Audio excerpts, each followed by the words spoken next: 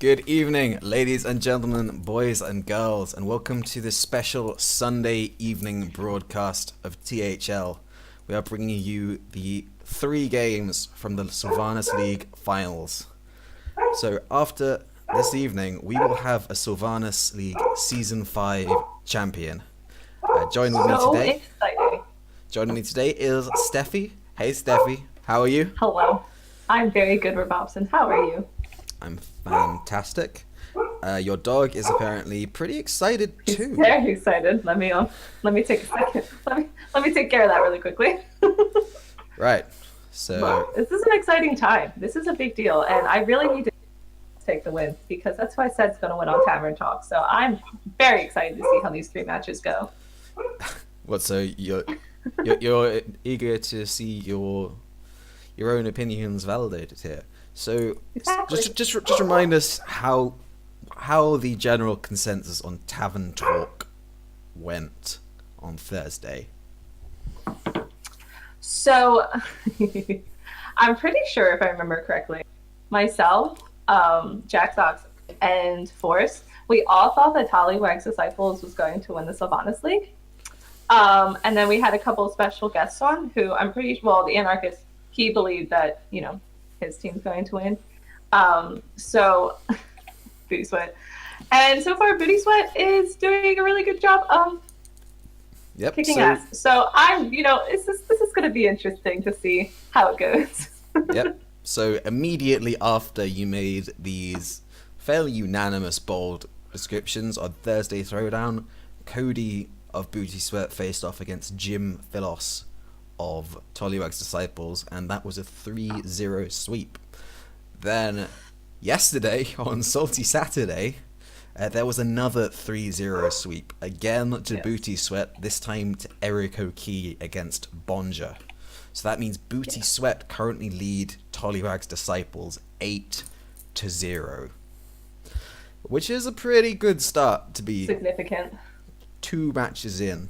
So just a quick roundup of the maths so far as tonight's 3 matches are concerned. If Booty Sweat win any of their 3 matches, then they are the Season 5 Sylvanas League champions. If Tollywag's Disciples win all 3 of their matches, but Booty Sweat gain at least 5 points throughout those 3 matches, then Booty Sweat are still the Sylvanas League Season 5 champions. Tollywag's Disciples need to win all 3 games and restrict Booty Sweat to 4 games or less throughout those 3 matches. So the pressure is on for the Tollywag's Disciples. Very significant comeback. I will say there are a lot of strong players that are going to be playing on Tollywag's, the matches that we're going to be seeing shortly, but that's still asking a lot of really good players in general. So this is going to be good. I mean, one of those players has been one of the league's strongest performing individuals in Switters. Yeah. So, I mean, the money is on him to at least be one of the victors. It's just, personally, I really hope that we see 2 victories for Tollywags in the first 2 matches. Although I do hate to say that when one of the competitors is my co-author for the player power rankings in Shunsui. So yeah, and he's a really good player too. So this should be a tough one. So if you're listening to this, bro, sorry, I've got to say it. I want to see some more competitive action, and then I want to see it go all the way down to the wire with the Anarchist versus Dav Petum. Anyone who knows. I think he's just goes by Dave. But he's put Davpa. But I think that's like his name. I think his name is actually Dave.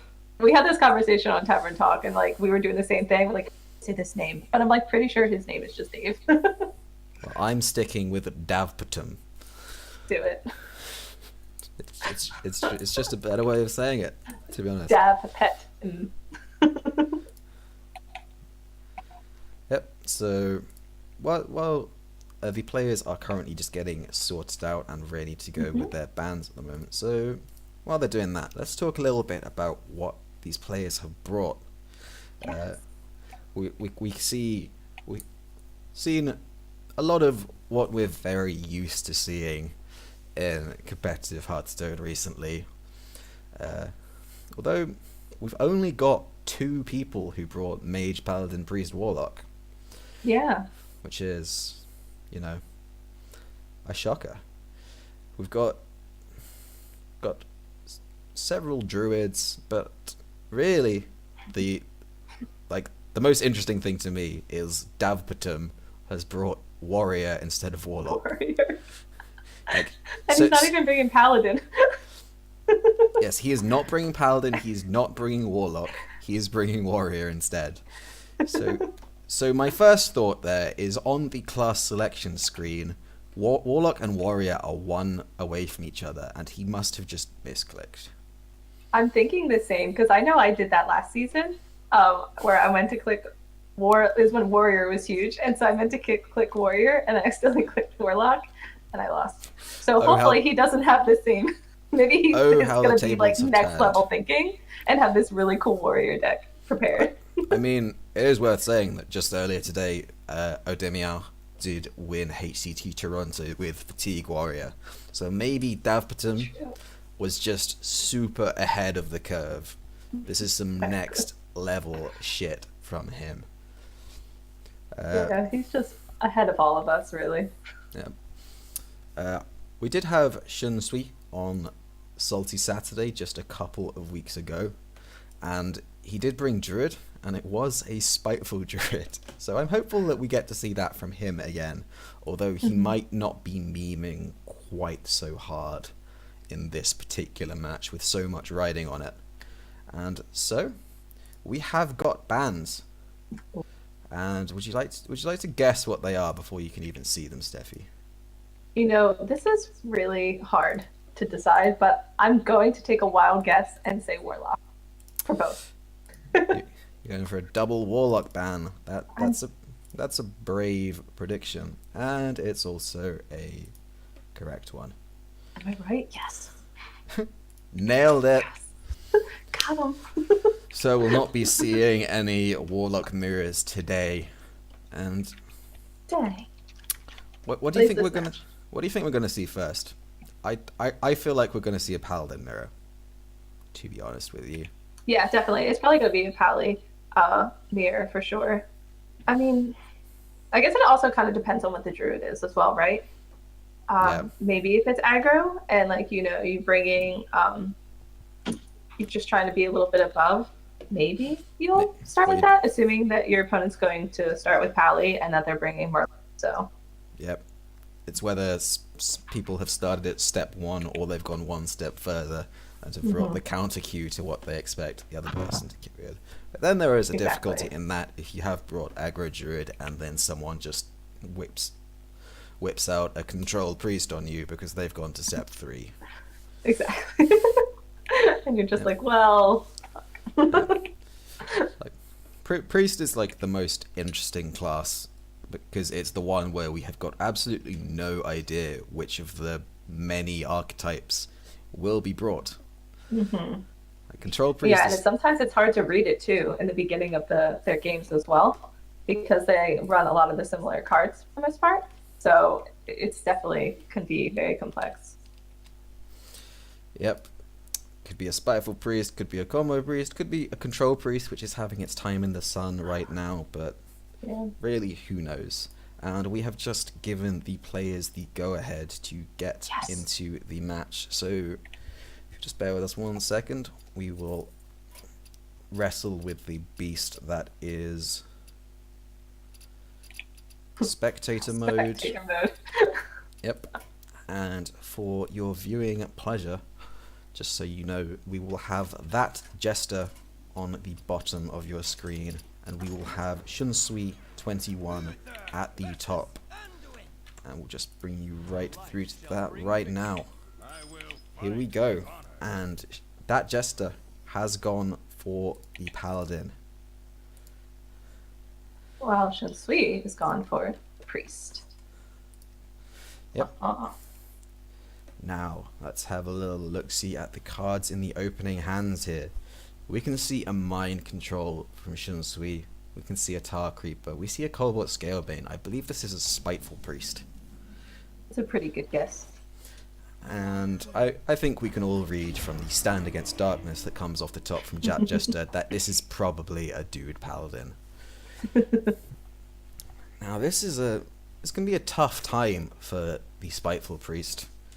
They have a lot more difficulty dealing with the Divine Shields, which continuously pop up from Dude Paladin, of which that Jester has already drawn 3, with the 2 Argent Squires and the Righteous Protector.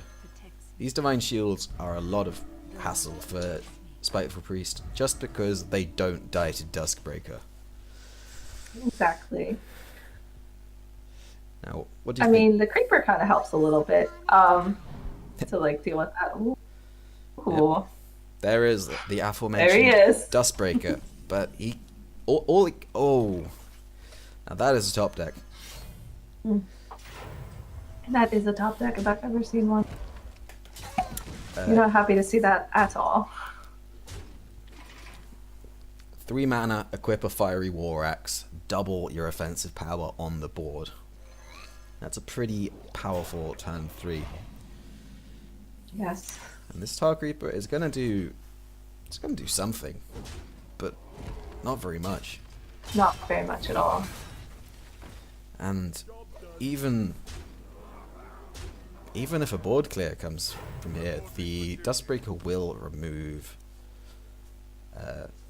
7 power from the board, but there's still just this Stand Against Darkness for Shunsui to deal with. Follow nicely up with. He needs a second Duskbreaker very quickly. Right off the top, please. Yep.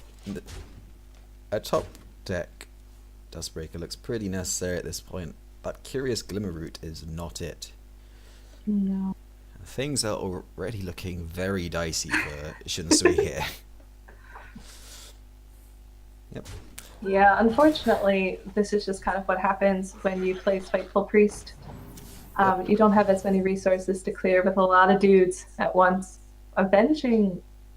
Oh, wait, no, this is... Never mind. I was like, wait a minute, he has that? It's the Glimmerroot. Yes. I was about to say, wait a minute. I was thinking Operative. I'm like, what? Yep, of course, Curious Glimmerroot only offers you 1 card in their deck, and you have to pick what it is. So Shunsui has been given the incredibly valuable information that Jester is not running Valanir or Avenging Wrath in his Dude Paladin. Shocker.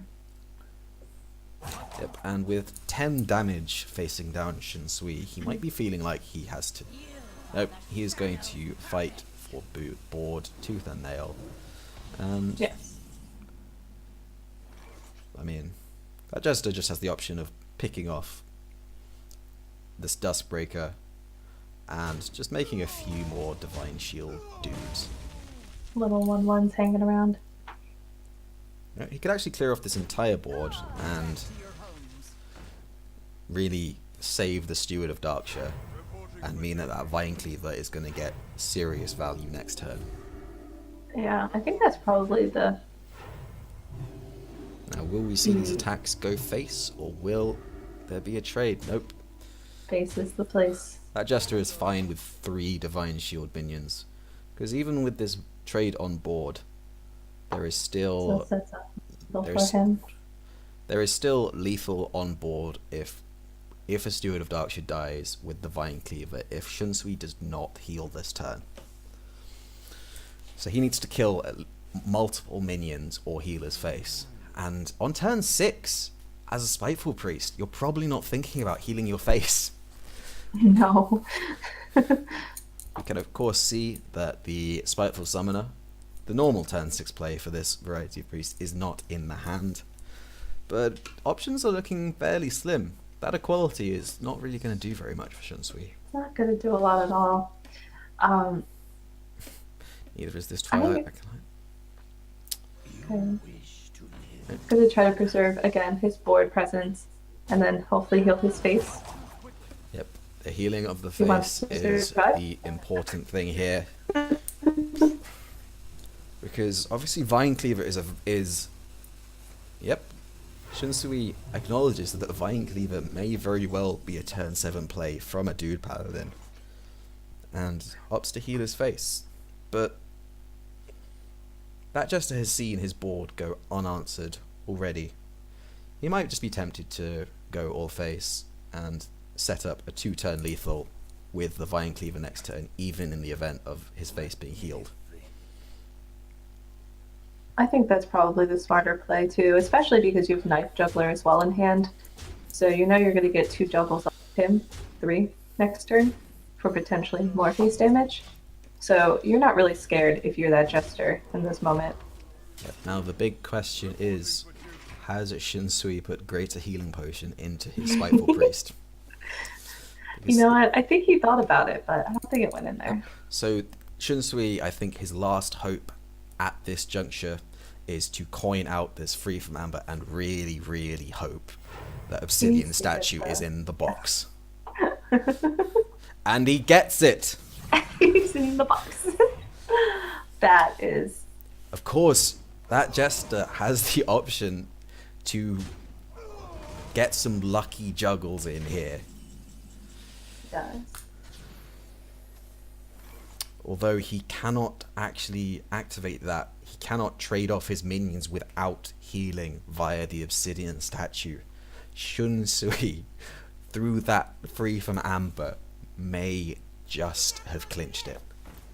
Yeah, this is a really big... This is... Every attack from a 1-attack dude leads to 4 health. Of course, the 3 Divine Shields will mean that only 2 actual attacks need to be made into the Obsidian statue. But that is a lot of clutch healing. And these juggles need to go to the statue, I believe, rather than the face. First one does not. Second one does. Okay. So still on 10 health, Shunsui. Didn't get quite as many attacks into the Obsidian statue as he really would have liked. But it did buy him some more time.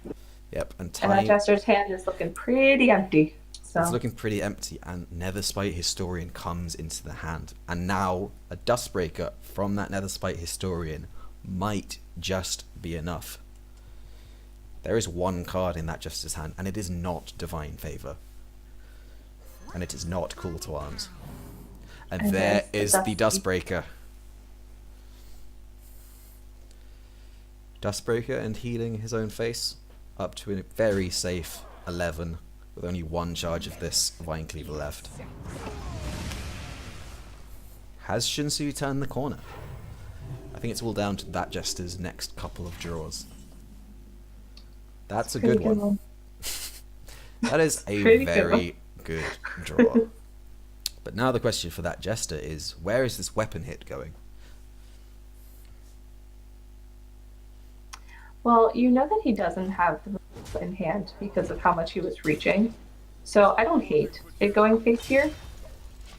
He's thinking that he can only clear 1 of your dudes with his 3/3. So I think that's totally fine. It puts more pressure on the board. And again, it sets up lethal if only 1 dude is removed with the other weapon in hand. Yep. So Shunsui once again put in a position where he needs to heal. If he doesn't heal, this Champion's Maul will spell the end. Mm-hmm. He's been very adept at playing... I was gonna say, I can understand this temptation of healing to see if you draw into second Dustbreaker. Because remember, 1 was used. And that's not it. And that card draw, I believe, does spell the end for Shunsui. Very unfortunately, after battling valiantly back from what seemed like certain doom. Oh, and this really just makes any kind of consideration to healing irrelevant. That just is not even going to go for the Tarim BM. He's going to take the opportunity to just hit with the weapon and take a 1-0 lead over Shunsui. Yeah, that was a good game. I feel like both players played that really well. Yep, It's just kind of a luck of a cards thing. Yep, both players did play that very well, but like we said, we thought a paladin opener was very likely. I think it's probably the most common opener in Last Hero Standing, just because of any aggressive paladin sweep potential. So to bring your spiteful mid-range deck, a deck which is pretty weak to aggro, is possibly not the best decision from Shunsui. So what do you think he's gonna go with here? Well, for which player? Shunsui. Shunsui is changing decks. We are in Last Hero Standing, of course. Oh, yeah, that's right. I forgot. I mean, I feel like I don't know. I want to see what this druid is. So I'm thinking this druid's gonna come to play. You think so? And we are getting right into it now. And oh no, it's a paladin. as we can see, it is not the druid. It is, in fact, a paladin of Shunsui's own. Now, Shunsui has a 1-2-3-4 pre-mulligan. And that's got to be fairly appealing to you as a Murloc Paladin, to go pure Curvestone. Yes. Do you agree? I do. While there might be some better 1 and 2 drops, this is very stable. And Shunsui elects to throw away the War Leader. Yeah, that's interesting. Ooh. And in the meantime, that Jester has got the double call to arms, but... sorry. Both players have the double call to arms with Shunsui's top deck. But crucially, Shunsui is on the coin. His call to arms will come out first. And that can be absolutely huge in aggressive Paladin mirrors. Yeah. Yeah, Shunsui has a good thing. I guess you just pick Redemption there, because the other ones were pretty terrible. Bad. Yep. Redemption is the highest tempo secret that Shunsui was offered there. I think you were primarily looking for Noble Sacrifice, but you'll take Redemption up push because it just preserves some amount of board presence, which is very relevant when you have Sunkeeper Tarim in hand. Definitely. Now, that Jester does not really get the maul that he was really looking for there. I'll generally be looking for the Sacred Maul, the Divine Shields. That's the Divine Shield, yeah. Yep. That's just significantly stronger matchup. Oh, and the Righteous Protector coming out there is huge for Shunsui. Now let's see how this one goes. Yep. And that Jester does get a juggle, but it is not an impactful one. This Righteous Protector is still just shutting out both attacks from that Jester. And that is one Righteous Protector down. And I feel like we're probably going to be seeing Call to Arms round 2. I agree. Well. Oh, nope. Nope, Shunsui is... Yeah, no, this is actually very valid. This is strong as well, too. This helps maintain your board and clear. The health buffs from Murlocs are often the avenue to victory against Dude Paladins, because they can go wider, but you can go bigger. Exactly. So, and the Knife Juggler has gone, and we are going to see Call to Arms round 2. That Jester, realizing that he should probably play the Call to Arms before he plays the Argent Squire, just in case that second Juggler shows his face. And that Jailer, unfortunately, does not get any kind of value trade, so this Redemption is staying unprocced for now. No. I will say that I feel like the wolf placement was pretty lucky for that Jester, given the Righteous Protector, that 3 attack. Yeah, the 3-1... That could definitely help clean some things up. Well, it would were the second Cold Light Seer not in hand for Shunsui.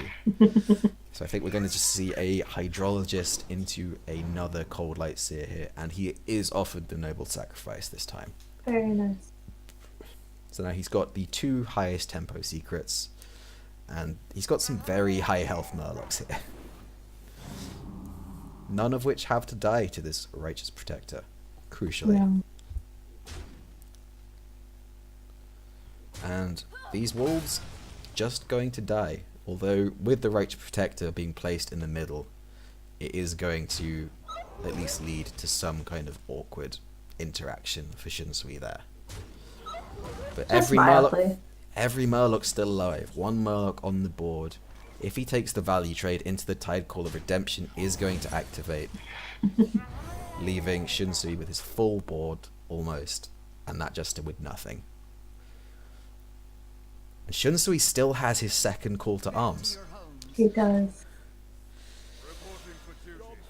That Jester has a lot of reload of his own, with double Stand Against Darkness, but double Stand Against Darkness with no additional buff, like the one provided by the Steward of Darkshire, just doesn't lead to a great deal. So Shunsui has the very powerful option of value trading with a lot of this board, then Sunkeeper Taraming to heal his minions. Or at least... Yeah, I think that's definitely the smarter play. It just kind of helps you stabilize, and especially because you know that your opponent is going to be flooding the board with these 1/1s at some point. So in this kind of matchup, it's better to get Taram out a little bit earlier, and especially when your board is this big. Yep. Shunsui at the very least has the option of removing the Steward of Darkshire, removing both the dudes, and but he does have the option of popping the shield of the Argent Squire, but not sure if that is fully necessary.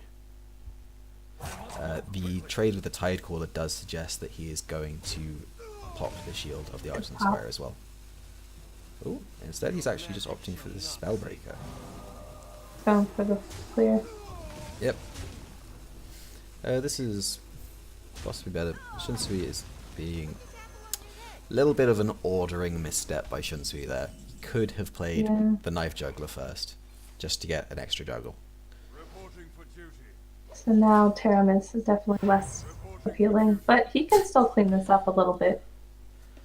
Yep, the Rockpool Hunter is the Rockpool Hunter is very useful for cleaning up this board.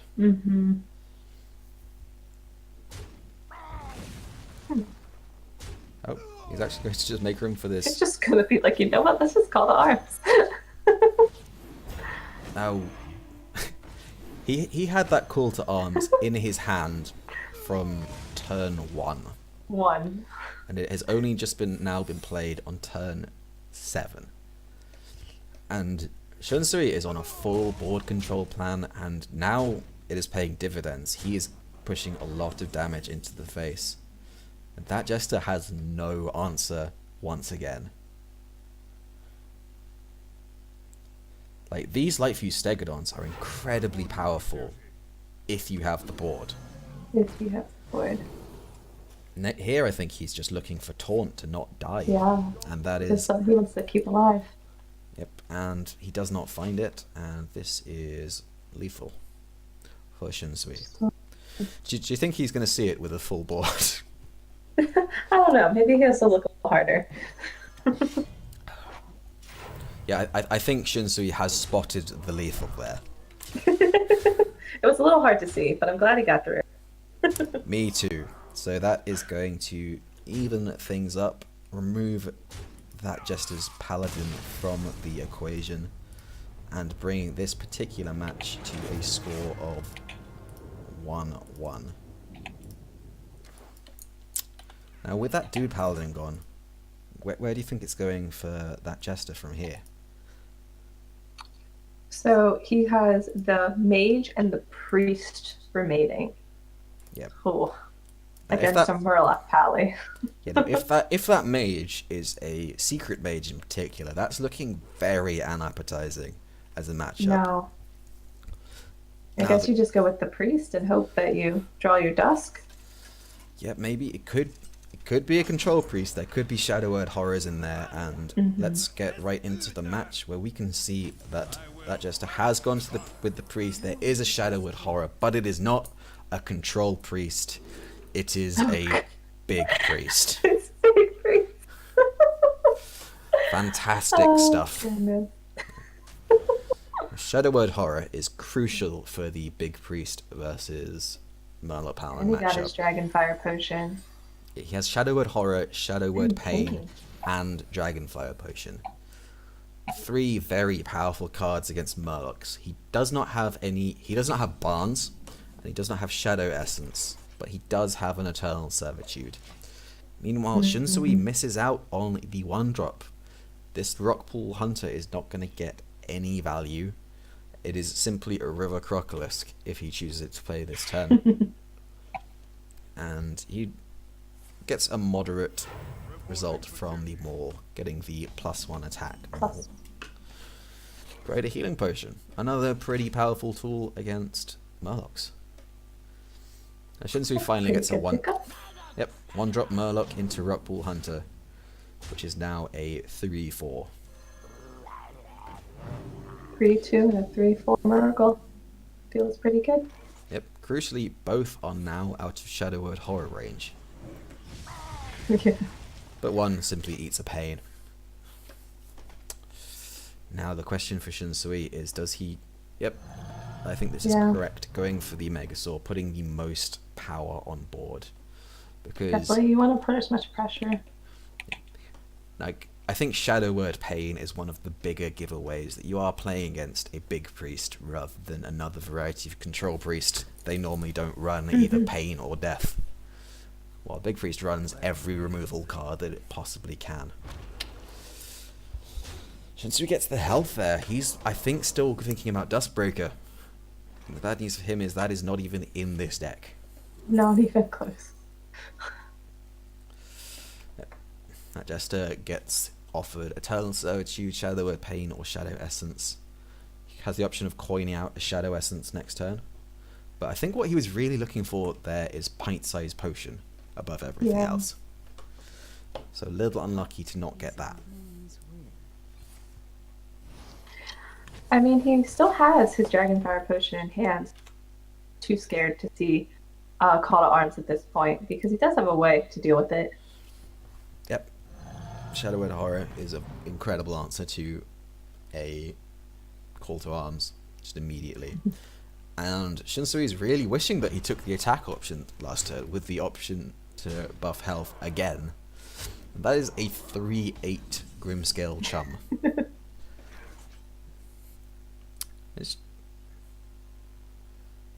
Let's see the Dragonfire here.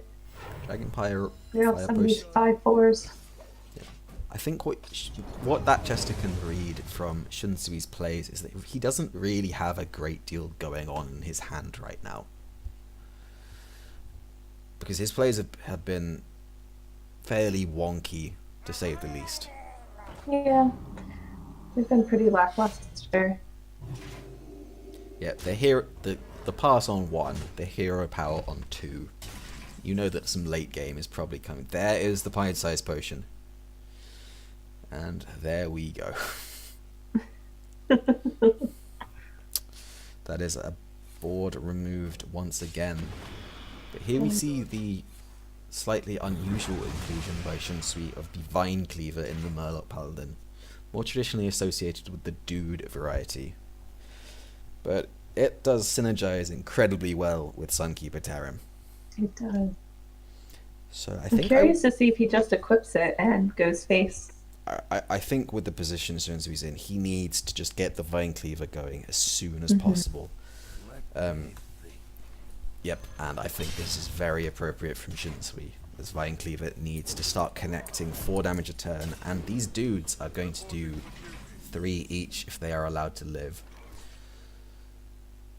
But bad news for Shunsui. That's a lot of health gain for that Jester.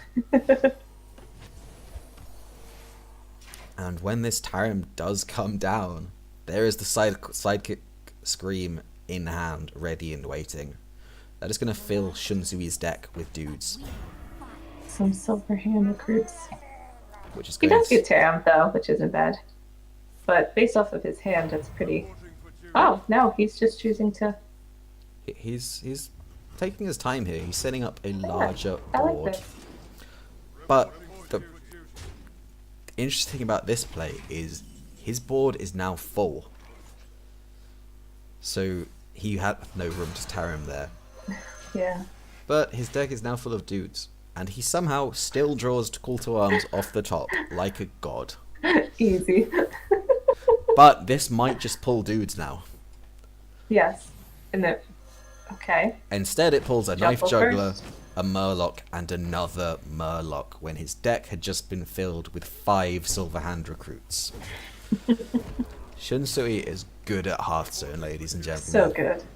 And the Knife Juggler just gives him extra synergy.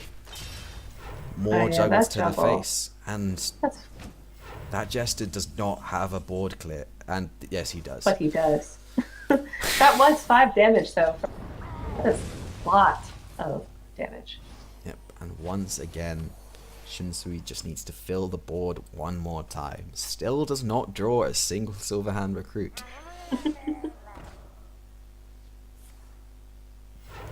He might be forced into playing this Spellbreaker, the only way of breaking through an Obsidian statue. Yep, I think that was just not the route to take for Shunsui, and it's down to this Barnes pull into the Shadow Essence. Will there be an Obsidian statue in one or more of these? Lich King? Still a taunt. But he does pull the Obsidian statue from the Shadow Essence. That is not what Shunsui liked to see there. So we can see the 1-2 go kill the 1-1 Lich King. We can see a Spellbreaker on the Obsidian statue, and we can see Sunkeeper Tarim come down. Yeah, it's very strong play. Yep. And the crucial thing here is, however, the Lich King is dead, and Eternal Servitude is in hand. And there's a Greater Healing Potion just to add insult to injury. This is the fun part of Big Priest. Forever Obsidian statues facing you down. Disregard what I said about the Obsidian statue not being dead. Of course, it became a 3-3 from Sunkeeper Tarim, which meant that it could be traded in. And that Jester heals once more. Shunsui is down to his last playable cards with no sign of Divine Favor in the sight, and still 19 cards in his deck, thanks to that Psychic Scream. This is a tough moment for our compadre. He's putting up a good fight, though. Yep, but that is such an awkward health for the Murloc Tidecaller to be at. Awkward attack, I mean. 7 attack into an 8 health Obsidian statue. And where will this death rattle go? He's at like 9, and now he's almost at full health. Yep. Just like that. Just like that. We may see a... We can see an Obliterate here. We may see a Master Spell to allow further trading into Murlocs. Get some cycle. That Jester has a lot of options. Or he could just play his upgraded Spellstone. Gets back Lich King and Obsidian Statue. Another Obsidian Statue. And it's all down to this draw off the top. Hydrologist is not going to do it, despite being a Murloc. I'm not sure if there is any way back into this one for Shunsui, especially with another Spellstone in hand. Opts for eye for an eye. That's clever. He is now hoping that Jester goes I mean, there was always the possibility that Jester went for a double Divine Spirit Inner Fire on one of those minions, and it led to a tie. But nope, we are getting in. Right? So that is... Alrighty. This is an interesting one. We finally get to see what this druid is. Yes. Yep, we are now 100% going to see the druid. The Murloc Paladin is out for the count, as is the Dude Paladin. So what do you think the druid is going to be?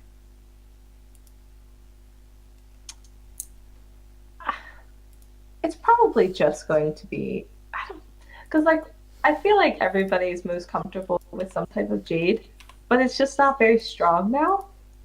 But I don't foresee it being aggro at this point. So I'm just gonna say, and it's probably just some type of Jade Druid. What do you think?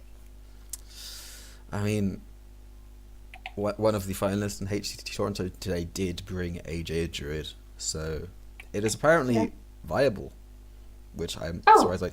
However, if this is an aggro Druid, Shinsui is in for a world of hurt here. Shadow Word Horror, very good against aggro Druid's entire arsenal, especially with Pint-Sized Potion. So we are going to get into it, and we are going to see how Shinsui's Druid fares against this big priest. And what we see is a hungry crab, an ultimate infestation, a burgly bully, a serenade chain gang. This is spiteful Druid. Fantastic stuff. You said you wanted to see this, so here we go. I very much wanted to see this, so I'm thrilled. And Shinsui's got a handful of 1-drops, however. That's really not what he wanted to see. Make that a further 1-drop. 4 1-drops in a deck, which probably wins 6 at a push. That's rather unfortunate. Yeah, that is. However, this Mistress of Mixtures has the added bonus of being quite confusing. And it's another 1-drop. Look, the 1-drops love him, okay? We want him to think that we're some type of aggro variant, and then surprise him. Ah yes, aggro Druid running Mistress of Mixtures. Next level thinking. Run a minion which heals your opponent's face. It's just added BM. So, that confident. Shinsui can coin out the Maya Keeper here, which will be ramp, but he's not ramping into anything right now, so I think he can take his time. I would just play out the mind control tech here. Same. Because your opponent doesn't have that many minions on the board usually until it's far too late in the game where you're probably not winning. Yeah, mind control tech is not going to be active until they've played a fully activated Spellstone later on in the game. And if it gets to that point, you have probably lost against a big priest. Oof. See, I don't think you need to act here if you're that Jester. You have Pint-Sized Horror in hand. You've seen not great plays from your opponent. You know that you're going to get healed by this Mistress of Mixtures for 4 anyway. So I think you can just heal pass here. It just feels like opting to remove the 3/3. there's no need to react to such a weak board, I think. I agree, but Yep. I guess to some extent, no, I agree. Healing and passing is totally fine because your opponent's not threatening you, and you're gonna get that health back anyway, like you said. So. Yep. So I imagine we'll just see it. There is the Barnes. I think we just see the vibes. Yep. Get this dice game rolling. And we see a Lich King. Doom Pact can be incredibly powerful against Spiteful Summoner in particular. If there is only a Spiteful Summoner and its large minion on the board, Doom Pact, I think you're fine to discard 2 cards just to deal with that board. Definitely. Man, these 1-drops love him today.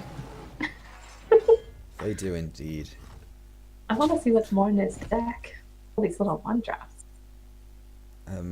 He has drawn 2 Mistress of the Mixtures, 2 Hungry Crabs, and 2 Glacial Shards.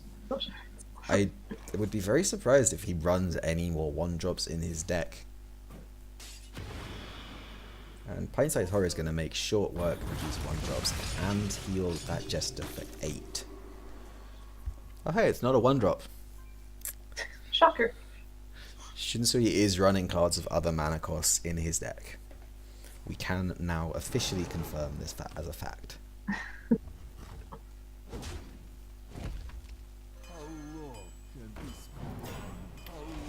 Play. And just defensive minions. And we see an obsidian statue. And That's just how it That goes. Ooh, is there we that is go. that is the card Shinsei wanted to see a couple of turns ago. Probably two. Now, what is in the box? I'm thinking Faceless Behemoth. I'm so good. Stop it. Voodoo. Voodoo. It's very satisfying when you correctly predict what's You coming do out. that too much. It's quite creepy. Yep, the Eternal Servitude here is just a 4-mana Lich King, and that is pretty powerful.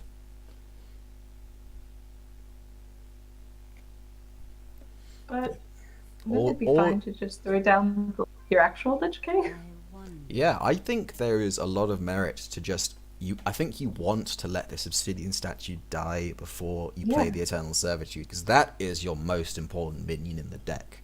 Like Lich King is great for value, but I suppose this is somewhat viable. But the Lich King cards, for the most part, are not very good against aggro. That is the one exception. That's one's good against it. They'll be very good against the board of 1-drops we did see just a couple of turns ago, but I don't think Shinsui has any 1-drops left in the deck. No, I'm pretty sure he drew all of them. I would be very surprised if he ran more than 6 1-drops in his Spiteful deck, and that's quite a lot for a Spiteful deck, I'd say.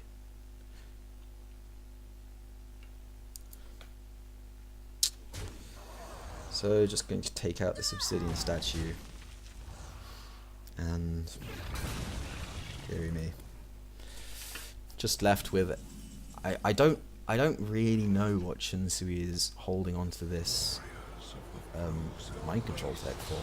I don't. Oh. Oh. That's a lot of damage. Yep, that is 1 damage off lethal just in hand right now. Finally gonna draw some cards with this Ultimate Infestation. Another mind control tech, an Eater of Secrets. This is looking very dicey indeed for Shinsui. Unfortunately. Yep. Stop. Oh. Death and Decay and Frostmourne. Both very good cards against this variety of deck.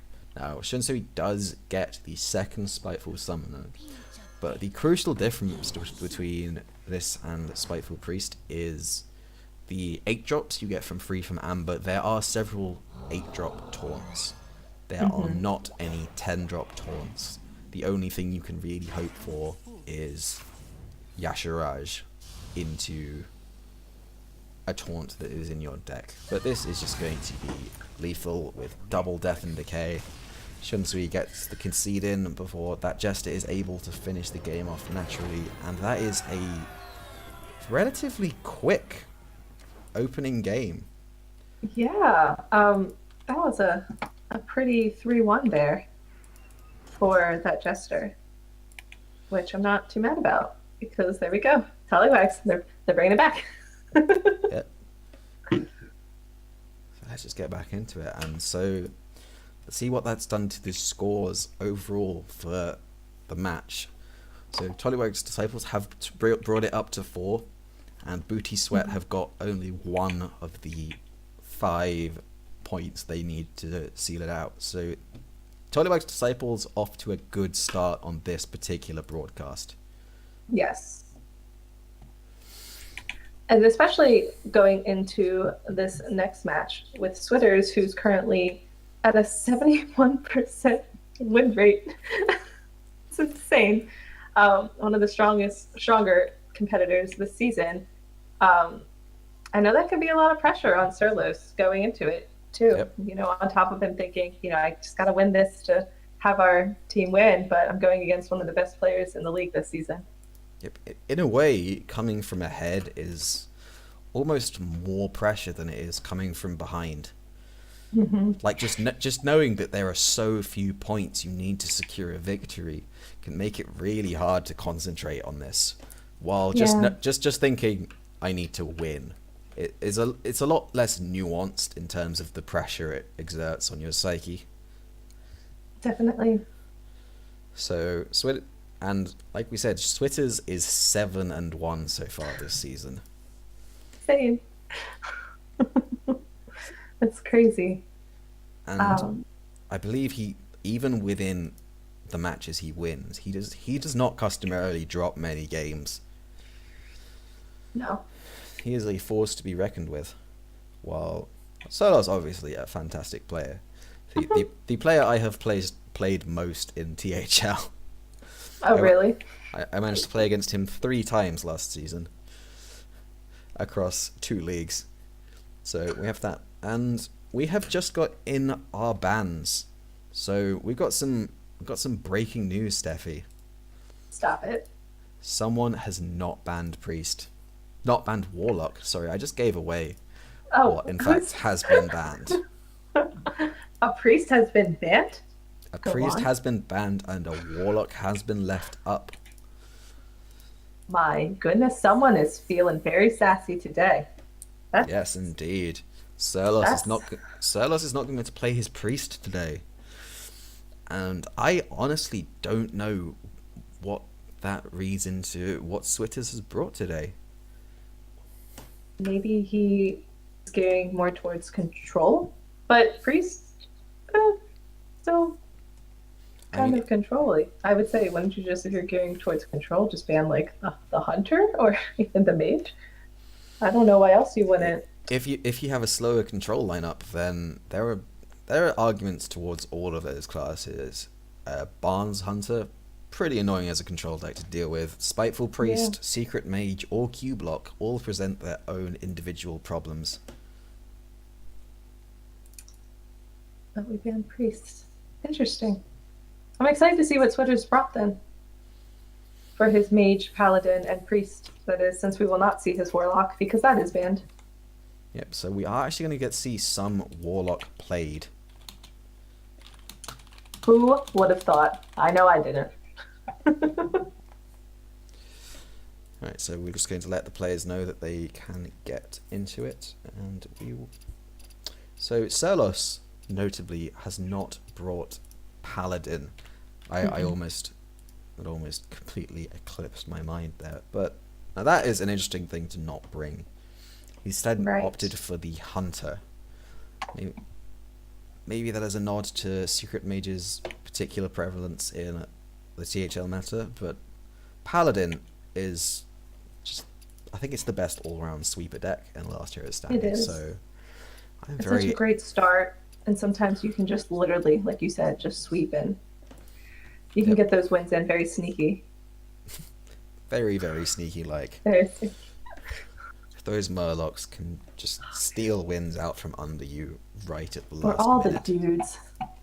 The dudes can too. I mean, you get variety. You get choices with Paladin on how you want to sweep in creep.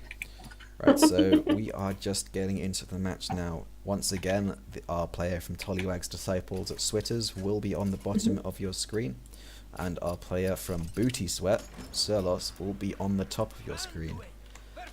And I'll just get you right into the match right now. Let's get to it.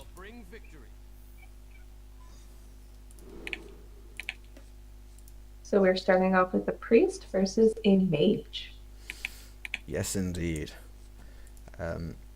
We see, well, Switter's opening hand tells us absolutely nothing about what kind of priest it is. And while Sylvanas's hand tells us exactly what kind of mage this is, right down to who created it. The Ghastly Conjurer, of course, being an Apex Void special. So I think this is Fungal Secret Mage, specifically. Spicy. Well, we'll see if we get any more indication from Switter's deck as to whether this is Divine Spirit Combo Priest, or Control Priest, or even Spiteful Priest. And from the Shadow Ascendant and the Mind Control, this is Spiteful Priest. And if you And wanted from further the Spiteful Summoner. if you wanted any further confirmation of that particular fact, Spiteful Summoner comes right into their hand. Just in case we weren't sure. Yep, just in case. Sylvanas has a Kabalaki into an explosive runes to stop things off. That is a fairly tempo heavy turn 1. And when it can be followed up with when it can be followed off with an Archaeologist into a Sorcerer's Apprentice coin 3-drop spell, it just gets even juicier for Sylvanas. He definitely has a very good and promising starting hand. And I feel like with Secret Mage, if you really can get that early going, Yep. And crucially, your Arcane Intellect can be it's hard incredibly... to stop any of Vampus or Switters. Yep, and there we see the Fungal Mancer, Fungal. the card unique to this particular breed of Secret Mage. Now, the secret drawn from Archaeologist is Counterspell, not really the one that you want to see. Mm-mm. Due, of course, to the fact Doesn't that very no much. spells are going to be played at any point in this game, most likely. It does have the option of Sorcerer's Apprentice into Primordial Glyph, however. Because this Talon Priest is going to contest the board incredibly well. It does. More likely than not, if you want to preserve your apprentice to take out 2 minions, depending on which line you go. But I mean, I think you just go for the Glyph first. If you get, say, a Frostbolt, it just removes the threat of board being removed and allows you to put another 4 damage to the face. Which is very nice as a Secret Mage. I don't think there is any real merit to glyphing first. If you get, say, a Fireball to take it out, that is a lot to use on a Cabal Talon Priest, and it's still not playable without the coin. So I like the Apprentice line. I like the apprentice. Potion of Polymorph or Mirror Entity can both be very useful against a deck which is going to play some big stuff. Goes for the Mirror Entity. I don't think Sylvanas is too concerned about his apprentice being value traded into. Especially if we can coin out Fungal Mancer and get some meaty. The really interesting meat thing of himself. The really interesting thing about the Mirror Entity with the Northshire Cleric is if Switters intends to value trade into the Sorcerer's Apprentice and Cleric heal, then he is going to draw Sylvanas a card. And you do not want to be giving Secret Mages cards. So Switters now has to think about whether he wants to change the direction of this attack.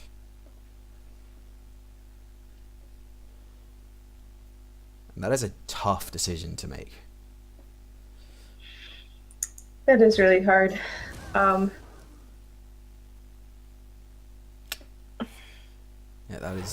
that Mirror Entity turned out to be huge for Sylvanas, who now gets to draw 2 cards. Now he's drawing into his burn. Although I assume we'll be seeing a coin Fungal Mancer here. Oh, definitely. And as for the placement of this Fungal Mancer, that is the question. If it goes on the Cleric, that allows an easy value trade into the opposing Cleric, which is probably the most threatening minion right now, and that allows you to push another 6 damage to the face with the rest of your minions.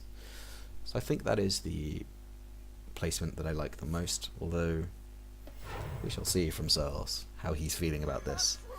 And I think he does agree, so that is probably going to be taking out the Cleric. Yeah, I think you kill Northshire Cleric when you have the chance at any given opportunity. Yeah, you don't want to give your opponent the chance to draw into Duskbreaker, or maybe they have some tricks up their sleeve that you don't know about. You'd rather be a little bit safer, especially in the position that Sylvanas is in. He can afford to be a little safer. Yep, and the 3-4 going into the 3-5 going into the 1-3 means that his board was at least safe from Duskbreaker. And Alaneth comes into the hand as if Sylvanas needed any more resources. Now it's just a question for Sylvanas of what do you do here? Maybe draw some more cards and just freeze out this Cabal Song Stealer? Let's see what we draw first.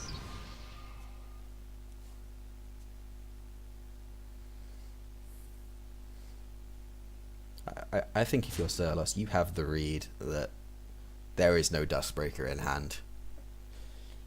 Dustbreaker would have come down 2 turns ago were it Definitely. there. And I think I kind of like Frostbolting Phase. It's a little aggressive, but I think that's what I would do. You have the Fireball in hand. yeah, I think I agree, because with no Dustbreaker obviously in hand, you're still going to get 2 minions to push face. This Cabal now, this is an incredibly awkward position for Switters to be in, because he is probably feeling like he needs to heal his face, but he has no good 4-mana play. He can play a naked Twilight Acolyte, which would then give Sirlos the further read that he has no dragon in hand at all, let alone a Duskbreaker or a Dustbreaker or another dragon to trigger a Duskbreaker were it to be drawn. Or he might just go for a Spiteful Summoner and hope to high roll on the... Gets the Mind Control, which is the option that he would not be wanting to see. Does get Tyrantus, which is normally a very powerful minion, but it does not interact with the board in any way. So we shall be seeing... Oh.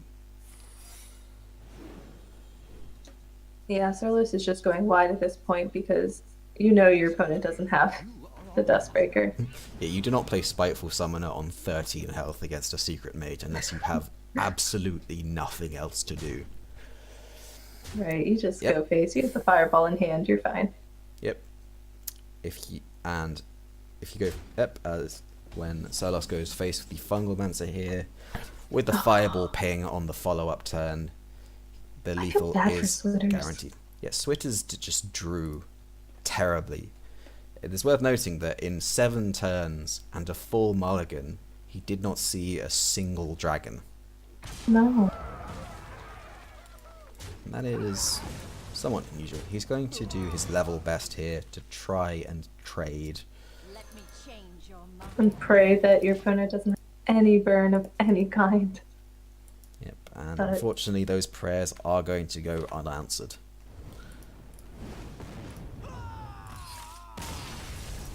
Oh. Way to go, Sirlos and the Secret Mage. Yep, there goes Sirlos and the Secret Mage indeed. That is game 2 of the 5 that Booty Sweat require to seal out the championship. So that's a big one. That is a big one. First games in Last Hero Standing are incredibly crucial because they are the blindest game, really. So losing that puts you on the back foot instantly. Right, so we are going to get into game 2. The 2 players chose very quickly what they were going to go with.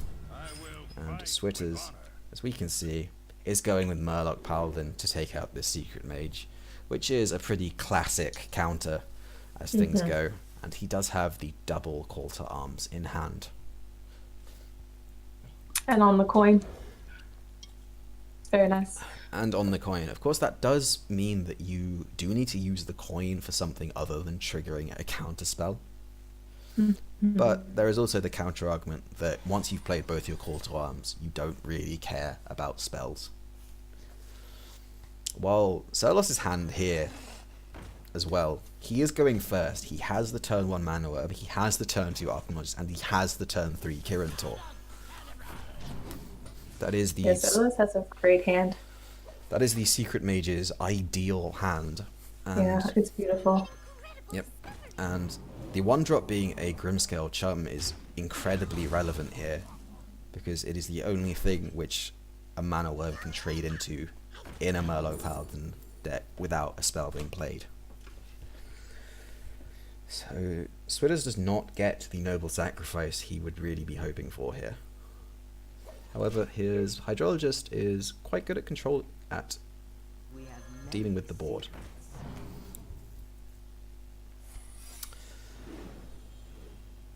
And this counter spell is not really going to have much effect rather than just delaying the inevitable for one more turn. But that one turn might be hugely decisive. Yeah, I agree. Surlis, his hand, he already has his fungal mancer, so he's ready to start buffing some of his ladies on board. But we're going to see a nice, almost full clear here by Switters, able to get rid of that worm and the mage. So, And all of a sudden, Switters is looking in a very good position here. The Ghastly Conjurer, the minion which provides you with a mirror image, which does go incredibly well with Fungal Mouncer on 6, is not a good minion when it comes to contesting aggressive Murlocs, and particularly not good at contesting Divine Shield minions. like so. Now, Surlos has 2 more secret activators in hand, but no secrets. And the fantastic start that Surlos had has just dried up in an instant. And a naked Kirantor into a Rallying Blade just really doesn't feel very good. No, but I still can respect that play. He's really trying to save his mirror image, like you said, for that fungal to kind of get some board back and force Switters to trade some of his Murgles in. Yep. Of course, the Sunkeeper Tarim is probably going to have some other ideas about that particular line. But Surlos, of course, not to know that.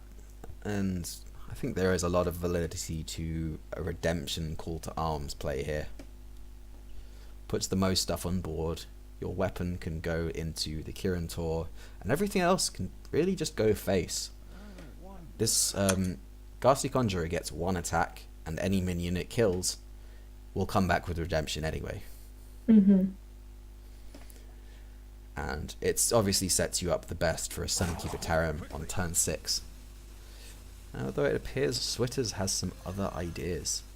He's instead going to go for the full Murloc route. I'm assuming he's felt like this was the smarter play, maybe because he has Megasaur in hand. But, I mean, your deck is full of Murgles. Call to Arms, I'm sure, will be pulling most, if not all. Murgles, of course, being their technical name. Oh yeah, that's what I solely call them. Now, this is a very rough spot for Surlos to be in. Do you use your incredibly valuable burn to take out Murlocs one at a time? Or do you go for that mirror image Fungal Mancer play, which is what you really were saving for? But do you want to Fungal Mancer the 2/5 just to get the value trade now? I think, given the state you're in, I think this is the correct line. Yeah, this... Going face would be a brave decision, certainly. And a 2-drop Murloc to go with this Megasaur is exactly what Switters would be looking for. And almost any adapt option here would be beneficial to Switters. What's in the box? Attack or Attack, Wind Fury, Divine Shield, Plants, Health. Three of which he has been offered. Like, I almost don't know what is the better choice here. I kind of like Wind Fury to clear a little bit more. It does allow you to trade on board the best. But I think there was also some argument towards plants because of Sunkeeper Tarim. And this 4/5 Ghastly Conjurer is just slowly chipping away at things, but probably a little too slowly.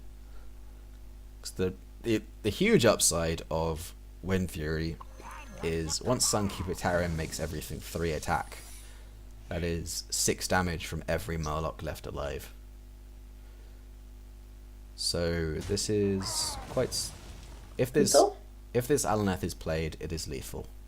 If the Fireball takes out a minion, it is not. But this Alaneth just looks so tempting.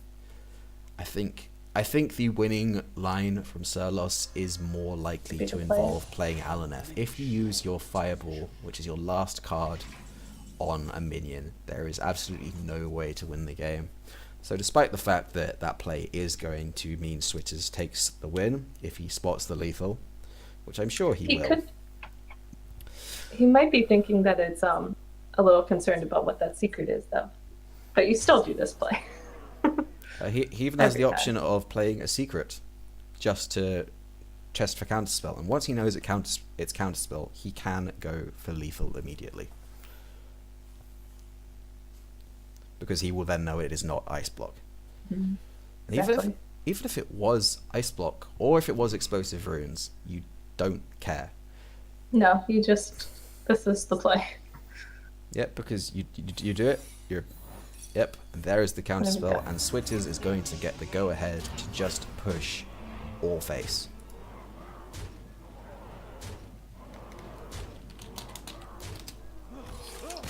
And there we go. Switters is back at it. Switters is back at it once again.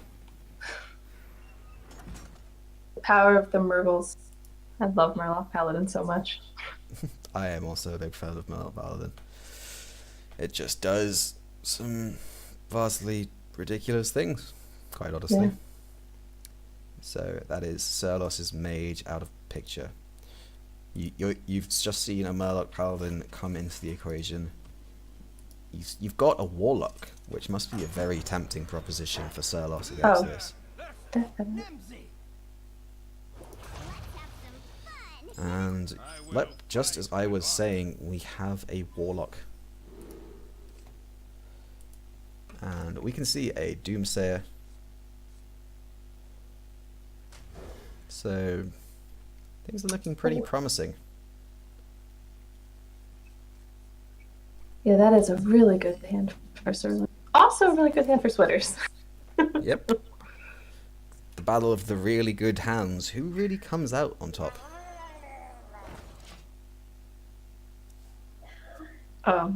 I feel like it's definitely more in favor of Thurlos, but the divine favor is what really is going to help Switters a lot.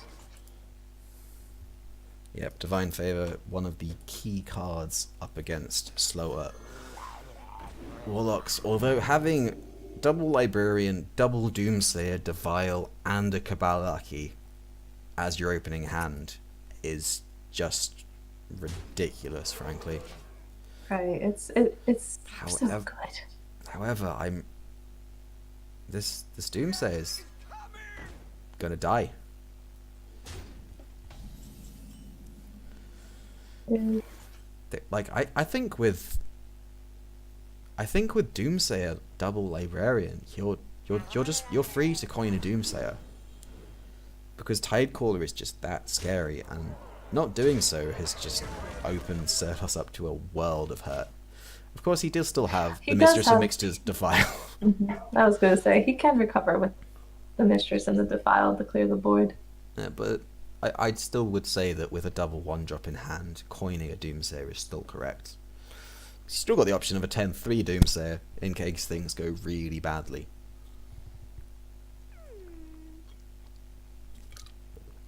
I would be very surprised to not see a Mistress of Mixtures Defile here. Me too. Not least because he has no other means of interacting with the board, and he would take 13 damage to the face.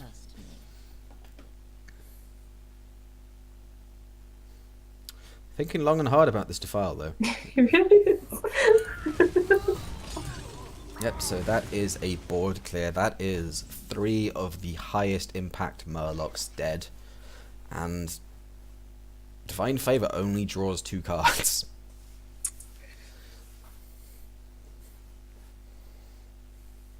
And, crucially, he needs to get a 1-drop just to play onto the board. He gets one. There's a Leroy. Leroy? Oh. Not the most conventional inclusion in Murloc Paladin. But here we see a Kabalak, and this really is going to... What comes out of this is going to give us more of an idea of what kind of Warlock this is exactly. because we still do not know whether this is a Q block or a control warlock. Mm-hmm. Yeah, because Q-Fox now are running the Doomsayers too, so... Yep. Needing to Oh, all it of these just came up. cards still can be found in both, but the Mountain Giant does suggest the slightly more probable outcome that this is a Q block. Pardon me. And with 2 lackeys on the board, this is looking a little dicey. 2 for the first one. Because there are no spellbreakers in hand for Switters. If a double Doomsayer, if a double Voidlord were to come out of this, that would be backbreaking. Yeah, that's very upsetting. You don't want to see that a paladin. This is a Q block, yes. We have confirmation from the appearance of the cube itself. And so that makes the lackey equation a little bit more difficult, because you are not guaranteed the Void Lord, which is really the one you are looking for in this matchup. Although Solos can clear a lot of the board still. He has a lesser Spellstone, which he can still upgrade to 5, and he can deal with 2 Murlocs, and seeing a Void Lord come into hand is really not what you want to be seeing.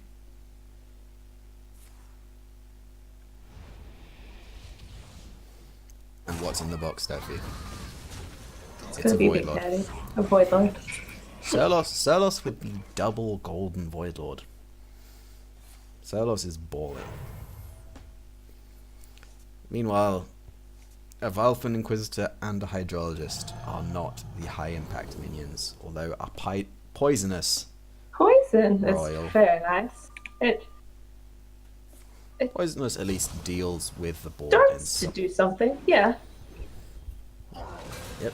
So, crucially, the Void Lord itself is dead, which means that it cannot be cubed.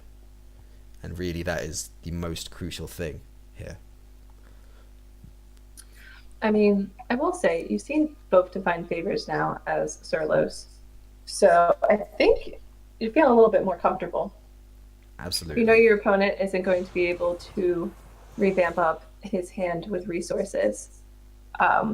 Obviously, once you just kind of trade and deal with his stuff, you're just going to be the one that continuously has things. No, he doesn't know about Leroy. That's a little sneak attack for Switters. Yep, Leroy is the sneaky concession here. And honestly, I'm not sure I agree with the tap here. I think I would probably have just cleared the board with a trade and Hellfire, and possibly just played the Doomsayer out. Preserve the board for one more turn, and then you're just getting ever closer to being able to play a Void Lord from hand. Because there aren't really many more cards you need to get.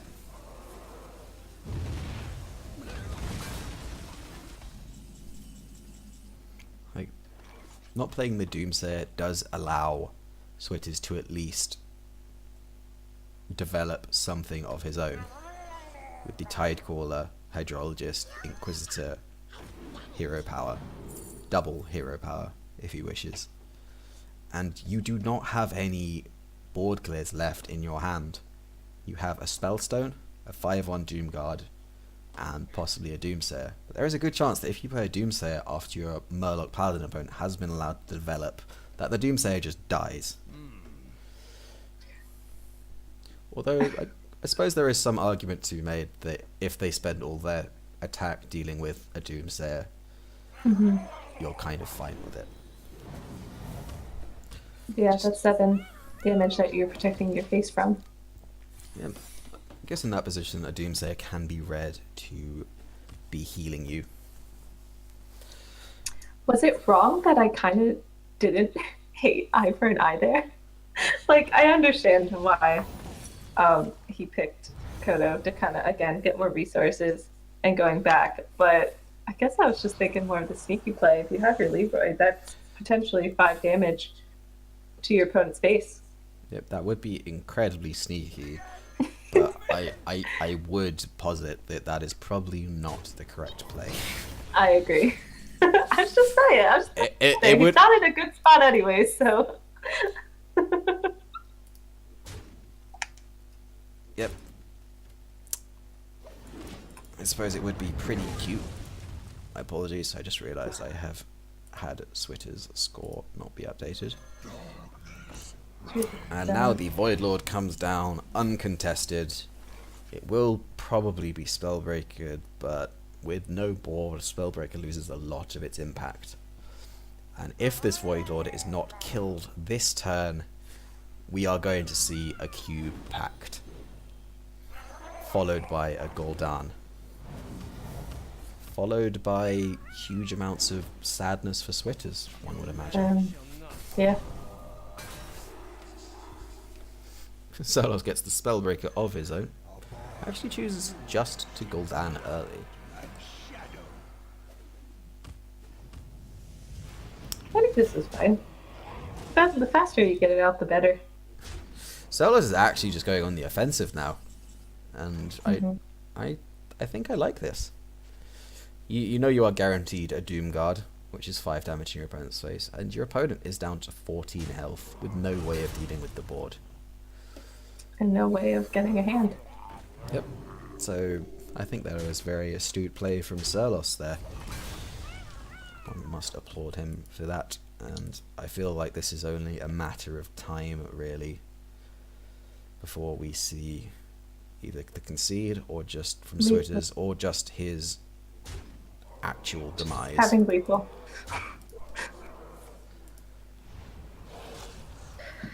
Oh dear. This is why we banned Warlock, friends. This is why we Just banned my Warlock, thoughts. indeed. Warlock Just a thought. Warlock is a scary class. Q-Block, it turns out, is just a really good deck. Especially when, as Sylvanas did in that game, you draw the absolute nuts. Yeah, did. And just so we know that... Oh, we are just getting right back into game number 4 of the series. This is, of course, 2-1 to Sylvanas. A win will guarantee Booty Sweat's title. I just like saying Pressure Booty Sweat. on. Booty Sweat, Booty Sweat, Booty Sweat. Booty Sweat.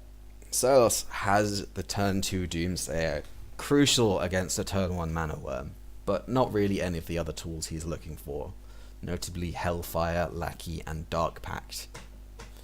Well, Switters just doesn't really have any of the crucial cards for this matchup. One does wonder if you would assume that he's running at least a single Potion of Polymorph with a Priest ban, right? I would assume so.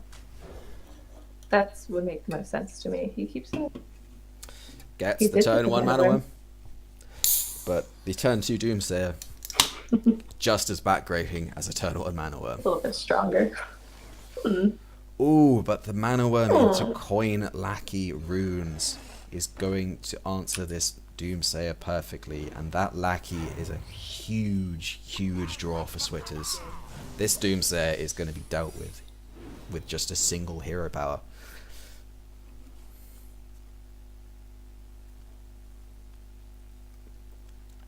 It's gonna try.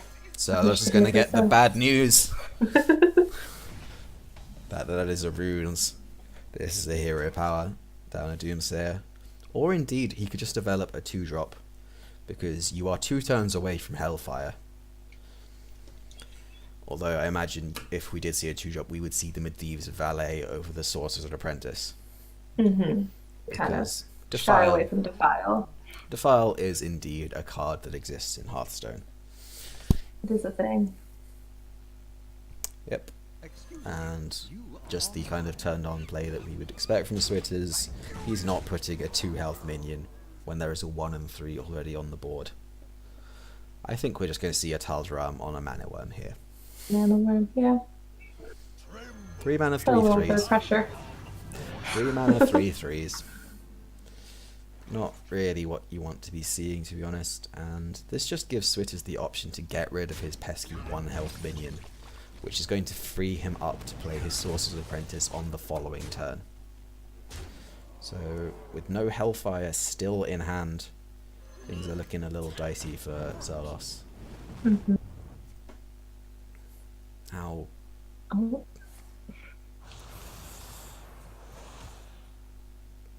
yep, he's forced to Dark Pact Cobra Librarian because he's already very concerned about his health total. And now, Understandably so. that was one of Xerlos's Defile triggers, crucially. The Cobalt Librarian. And now that the counterspell is up, this is looking very bad indeed. There goes a cube, and there goes N'Zoth, discarded by a Doomguard from hand. And we will probably just see a Fireball and a Valet hitting Xerlos in the face. The Doomguard from hand play is the Cublock's desperate cry for help.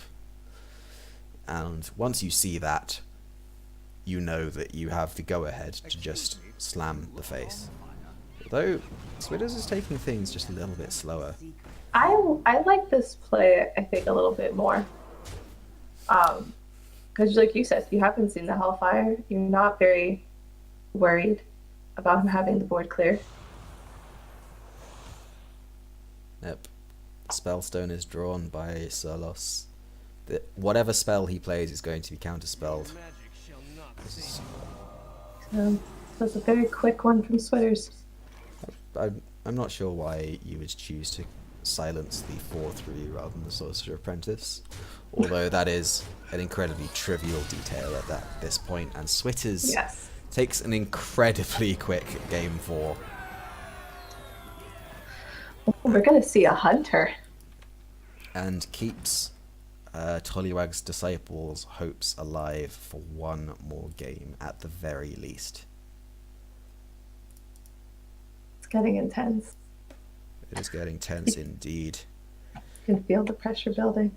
So, do you think this is the Barnes Yasharaj hunter we're going to be seeing right now? I feel like yes. I think that's been more of the popular build of Hunter if you are playing Hunter.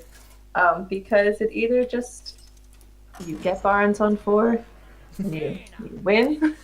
Yep, that is a very nice feeling. So we are going to get right into the match right now. And let's see what's in the opening hand. We see a Secret Keeper. This is in fact Secret Hunter rather than Barnes Yasharaj Hunter.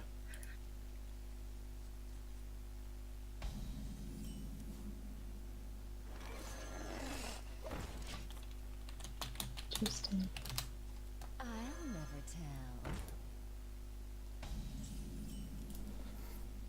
tell. Now, Secret Keeper obviously has a little bit of extra synergy when you are playing against a Secret Mage, because it interacts with both your own secrets and your opponent's. I imagine we'll see a Primordial Glyph here just to take the Secret Keeper out of the equation. Yeah, you don't want to keep her around. Yep. She can definitely pack a punch if you let her stay alive. Yep, and this is one matchup more than almost any other where going first really matters. And I like the look of that counterspell. Definitely. Having as many of those will help you. There we see a Sylvanas. I think this might be the big Secret Hunter with Katharina Winterwisp, Sylvanas Highmanes, King Crush, and that is some fancy stuff.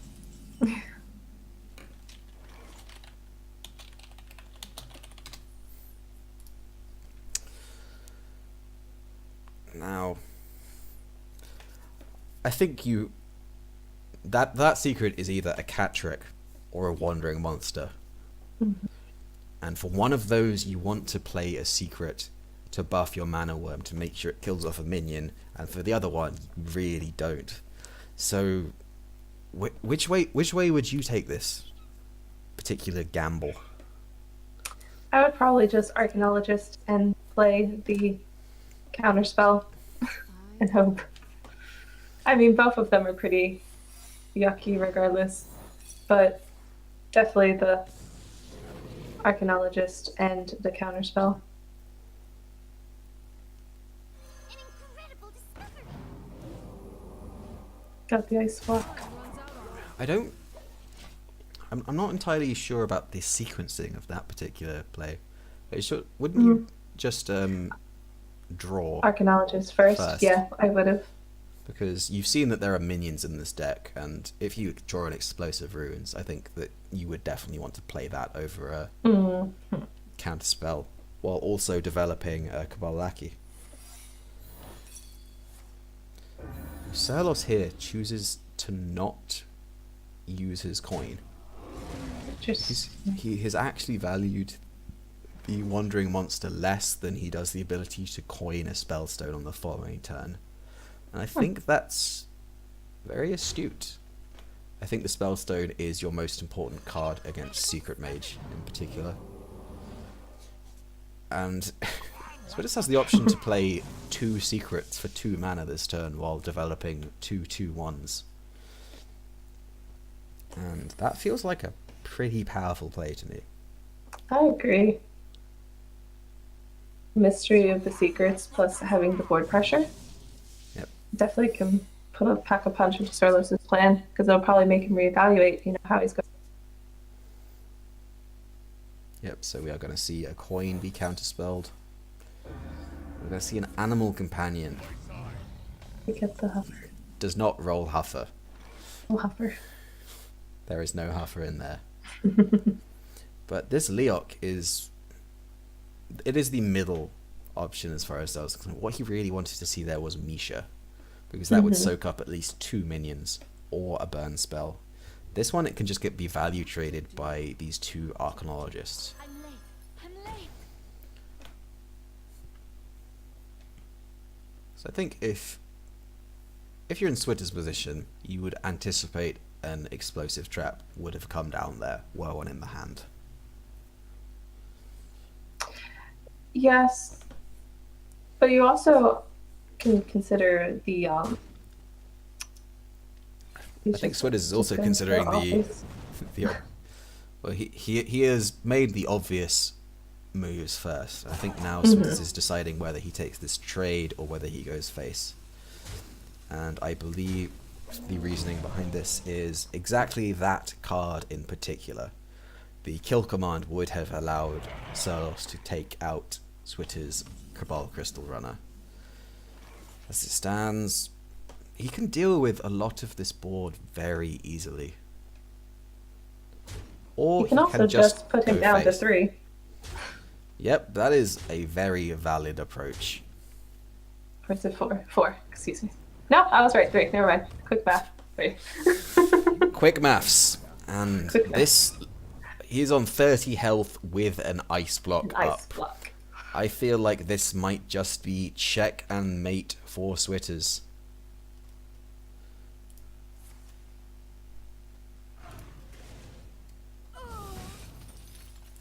He does have the deadly shot, so he can technically full clear, but lo and behold, Switters, the secret mage, has some kind of burn in their hand. Yep, there is a good chance that the Secret Mage does in fact have burn, and as it turns out, Switters had a nice little Firelands portal to play on turn 7 there. If you were Serlos, you could probably have predicted that by the fact that he had played no cards essentially on turn 5 onwards. And so that wraps up the second match. Now this is exactly what I said I wanted to happen.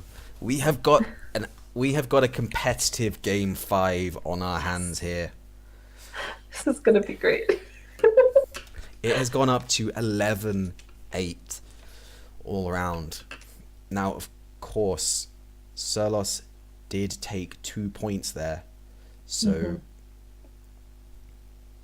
there is still the consideration that a 3-2 win for Davpatum would be a still result in a 13-12 scoreline for Booty Sweat.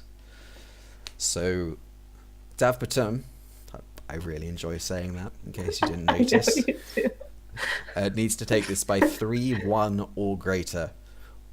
Anything less than that will still result in Booty Sweat winning, despite Tollywag's Disciples' hard felt efforts in the past 2 games. So just to recap what's happened so far in this Sunday night broadcast. That Jester took out Shunsui 3-1 in the very first match of our show tonight, when then Switters just now came back from 2-1 down to take out Surlos 3-2. So now our final match is going to be the Anarchist up against Dav Patum.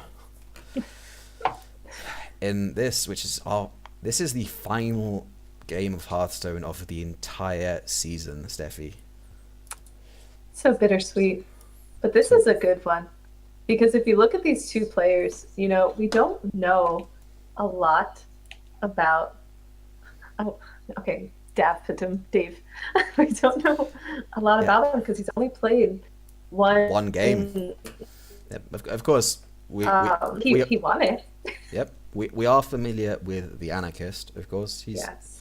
He's a little bit more of an old hand as far as THL is concerned, but Dav Patum started this season in both Ragnaros League and Sylvanas League very late on.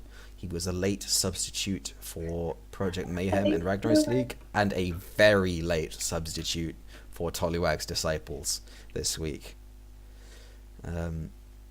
So he's had a very good record in both leagues since he's come in, but we just know absolutely nothing about him, or at least I do not. No, me neither. Chad, if you do, please do share the. But I'm excited to see how this warrior deck does, because I love warrior, and even if it was a misclick, you know what? Make that misclick worthwhile, and let's make this I'm excited. Make that misclick count. Exactly. I totally agree with you. Now I'm sad to see that he isn't bringing Paladin, and opted for the Druid. Was the toss-up? His other two are Mage and Priest, which are pretty standard. Yep. Well, as we've just seen now, not bringing Paladin is a move which can backfire significantly. I feel like Surlos was probably wishing that he had a Paladin over that large hunter. Yeah. Large hunter did not deliver the goods there against the Mage, which really is that's the deck it's looking to beat. I feel you bring Hunter to beat Mage specifically, and if you aren't doing that, then yep, it feels bad, man. Yep, I've got word that Dav Patem, the mystery man, is still not online. So in the meantime, Steffi, let's talk a little bit about what's happening in Ragnaros League. We've talked enough about Sylvanas League, but I think people want to hear about that too. And I feel like it ties in very well to what we were just saying about Hunter versus Mage. Because the big story, Steffi, Thermic Whims have lost the week to Team Xynergy. Dun dun dun! Who would have thought the undefeated could get defeated? Yep, this is Team Golden Wisp all over again. It has happened. Xynergy have guaranteed the win this week. They are 13 and against 8 with one match still to be played. So even a win for Brewski against Imposition in that final game will still only result in a 13-12 loss. But the really interesting thing here is 4 out of 5 players in Team Xynergy brought Hunter instead of Mage, as well as the Paladin, Priest, Warlock triumvirate. Now, Steffi, guess which player lost? Is it the one who did not bring the Hunter? Question mark.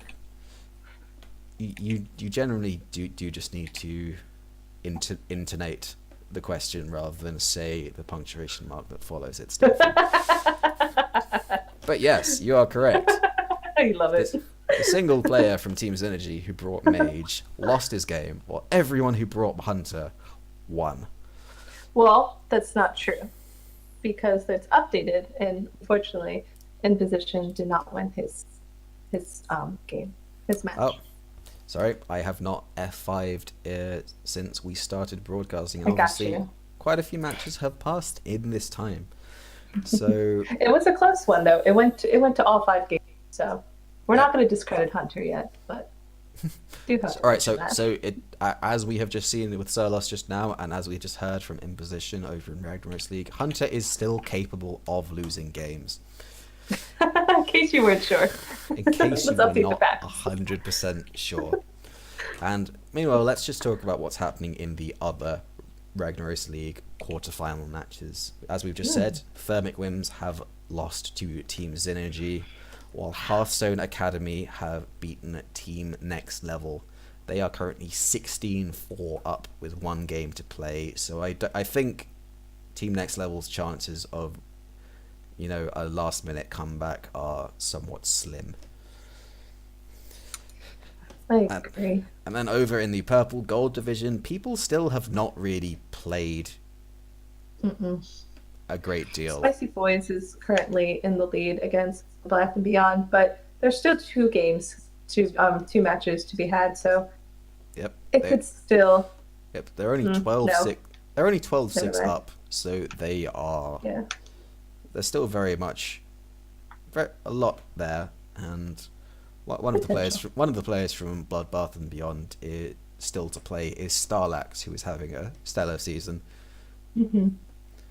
So that Spicy Boys versus Bloodbath and Beyond could come down to the absolute wire. And meanwhile, the Pod People versus Always Top Deck Lethal, they have played 1 match. It is Sunday evening, and they have played 1 match. I'm not really sure what you guys are doing.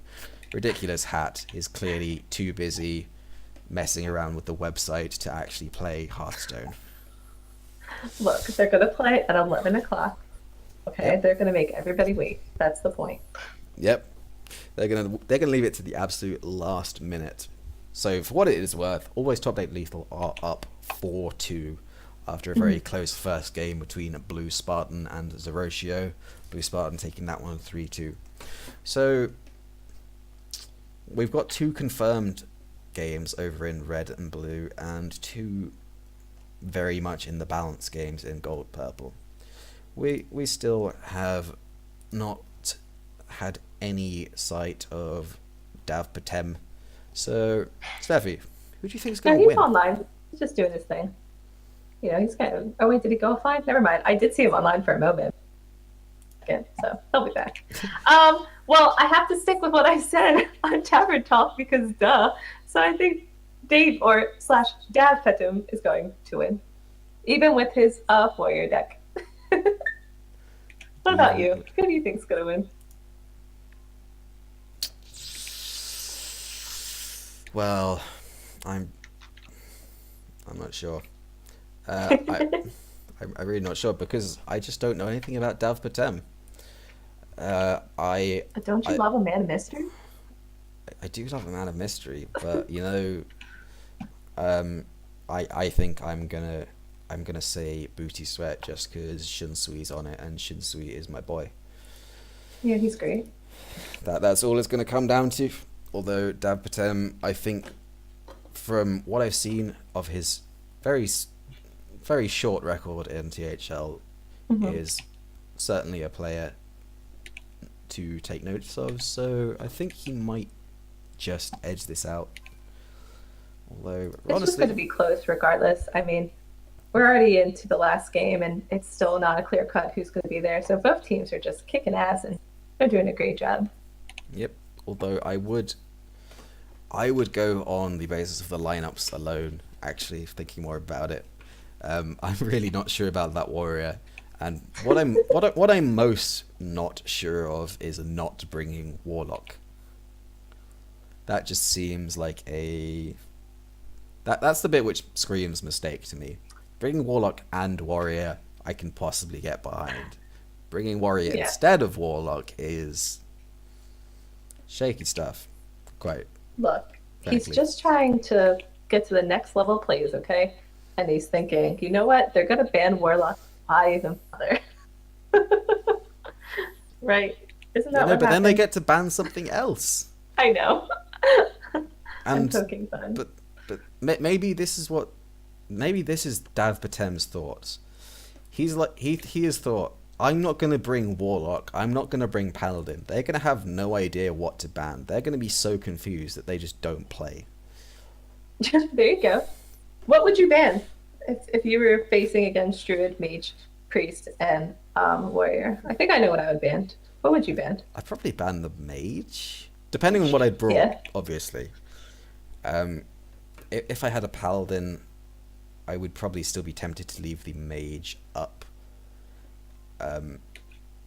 If I had like a slow mage, then I'd probably still ban the mage. Honestly, I'm not sure. I feel like warrior just is so unpredictable right now. It is probably a fatigue warrior as the only really playable archetype of warrior, but that's still such an untested archetype in the current meta I that don't nobody know. really knows what's good against it, what's bad against it. Like, we know murlocs and dudes are not great against warrior, but things like a lot of the priest decks, particularly things like combo priest, I've got absolutely no idea whether they're supposed to be favored or not against warrior. Mm-hmm. Possibly favored? It's a big question mark for me, so I'm very interested to see how that goes. I hope the warrior doesn't get banned, just so we get to see it. Yeah, I don't think it's gonna get banned.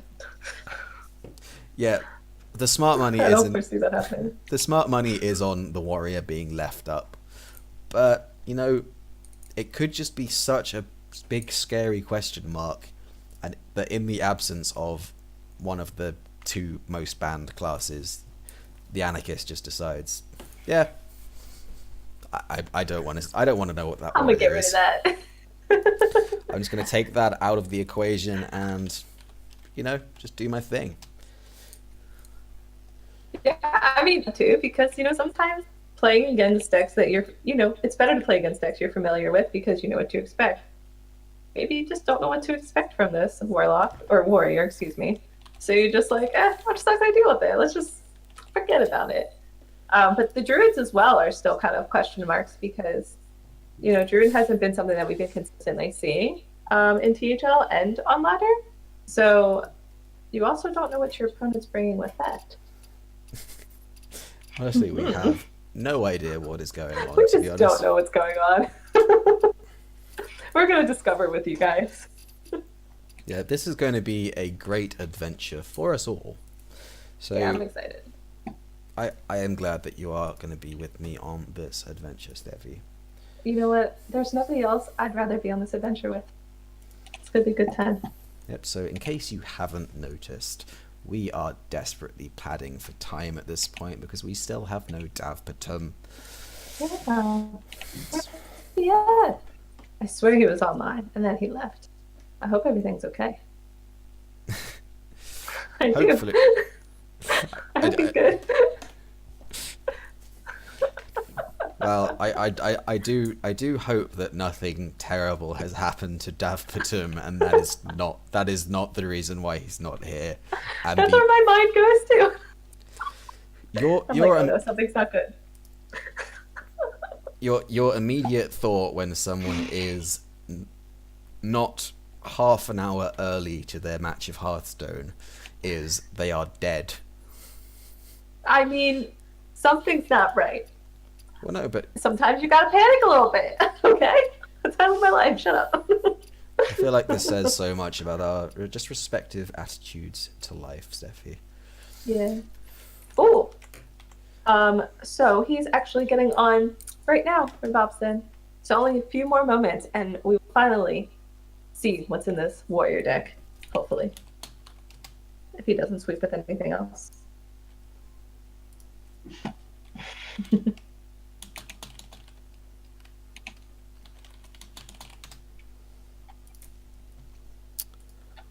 Alright, So we will just wait for him to get in line, and then they will have to do their bans. If you are Davpatim, I'm what Davpatim. you are Davpatim, Steffi, what would Okay, you ban? He's Let's get channeling my inner Davpatim. let's get into character. Okay. So you So- are Davpatim, international man of mystery. Well, duh. What are you banning against the anarchist?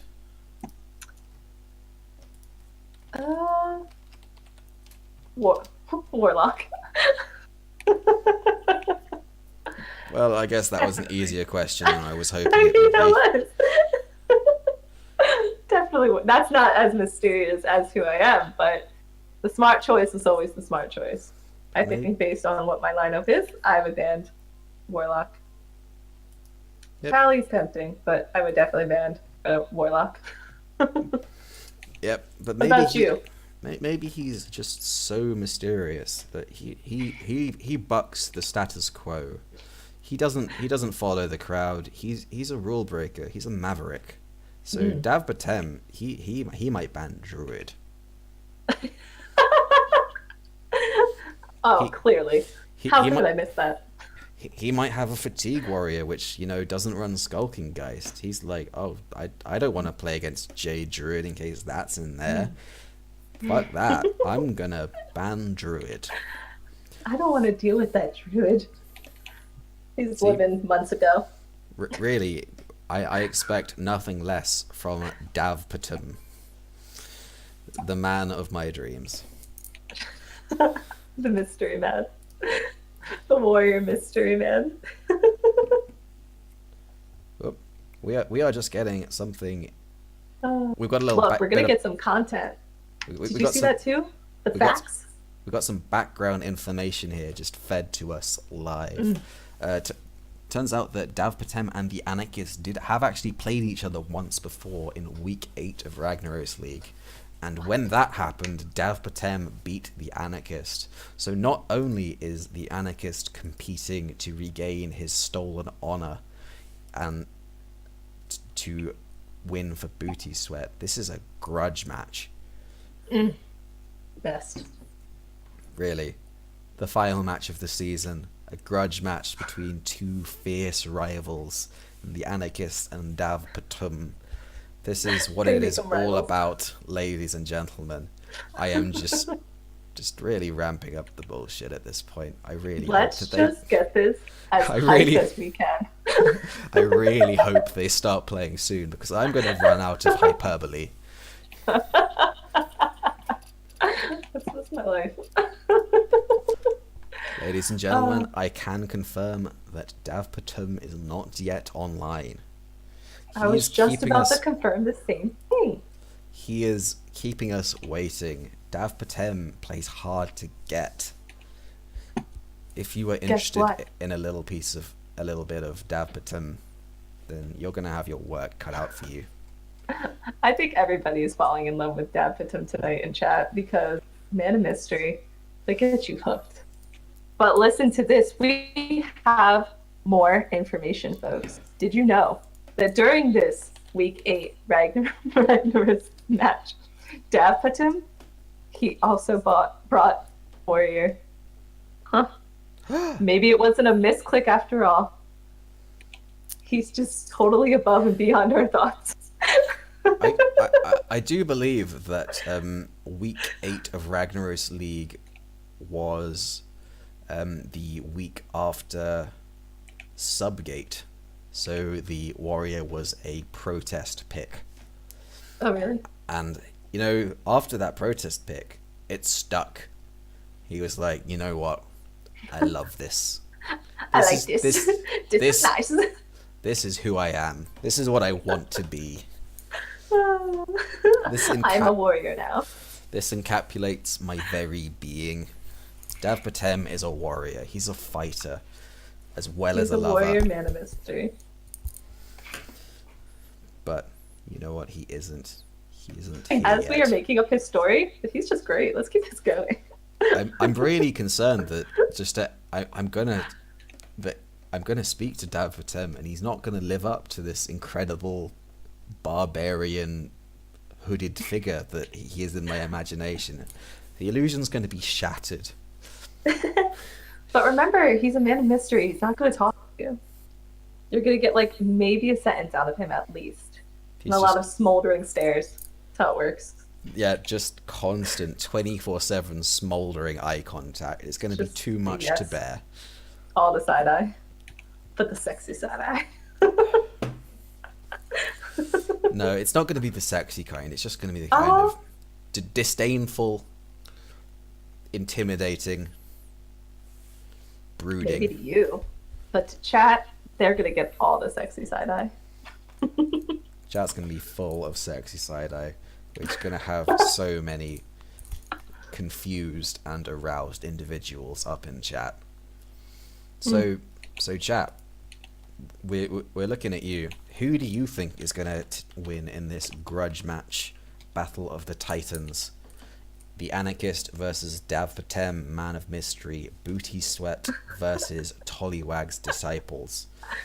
We want to hear from you via the form of Twitch emotes who you think is going to win, who's going to take the title. What emotes do you think are apt for Dav Patem, Steffi? Let me look. I'm gonna click some. Well, no, because I don't want to give them any ideas. Let's see. Let me find some good side-eye Man of Mystery emotes, which I feel like do not exist because the internet. I feel like that is a far too specific emote. Well, for Twitch to you cater asked me, and that's what I think he would be. I think we're just gonna have to go with something a little bit more conventional here. I'm not conventional, and neither is he. Okay. I He's think a man of mystery. Damn it. I think for Dav Patem, we should get some Mr. Destructoids up in chat, and I think for the Anarchist, if you think he's gonna win, let's get some some nice, simple, good old fashioned poggers. Oh yeah. Good old PogChamp. It does the job. You know what you're getting with a good old PogChamp. Unlike Dav Patem, Man of Mystery, he's a fucking robot. So mysterious. Can't handle it.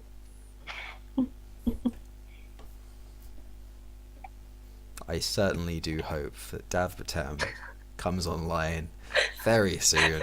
What do you want to talk about? Because we are running out of bullshit. Yeah, like, how many times can we say the same thing over again? I think we probably have at least like 2 more in us, but then after that, I think they're gonna have to, like, I don't know. We're gonna have to play a game. Like, something's gonna have to go down. Yep, I think we are gonna reach that point. I think we should just try and predict both players' entire lineups. Okay, let's go. Druid. What do you think the Druid is? I think it's Jade Druid. I think it's Jade Druid too, for both. For both? Whew. Yeah. Confidently. That is a spicy pick. How about the mages? Thinking. This one I'm going to have to think. Also, though, I will say, we're doing this, but we don't know the bands yet. I feel like the bands can kind of give you a little bit of insight, but that's fine. I'm just throwing that out there in case I'm wrong, which is rare. So if I'm wrong, I want to blame it on it. Didn't know the bands. Yes. Is your lack of correctness really that rare, Steffi? It is. Don't play. So, mage. I think Dav Patem has a N'Zoth big spell mage. See. While the Anarchist has gone for a more conventional secret mage. Well, his lineup is more conventional. I feel like the Anarchist. So I just assumed that he's bringing secret mage, but it's the Man of Mystery who I'm just like, yeah, no, what mage are you bringing? I'm going for N'Zoth big spell mage. Syndragosa, Pyros, the full greed package.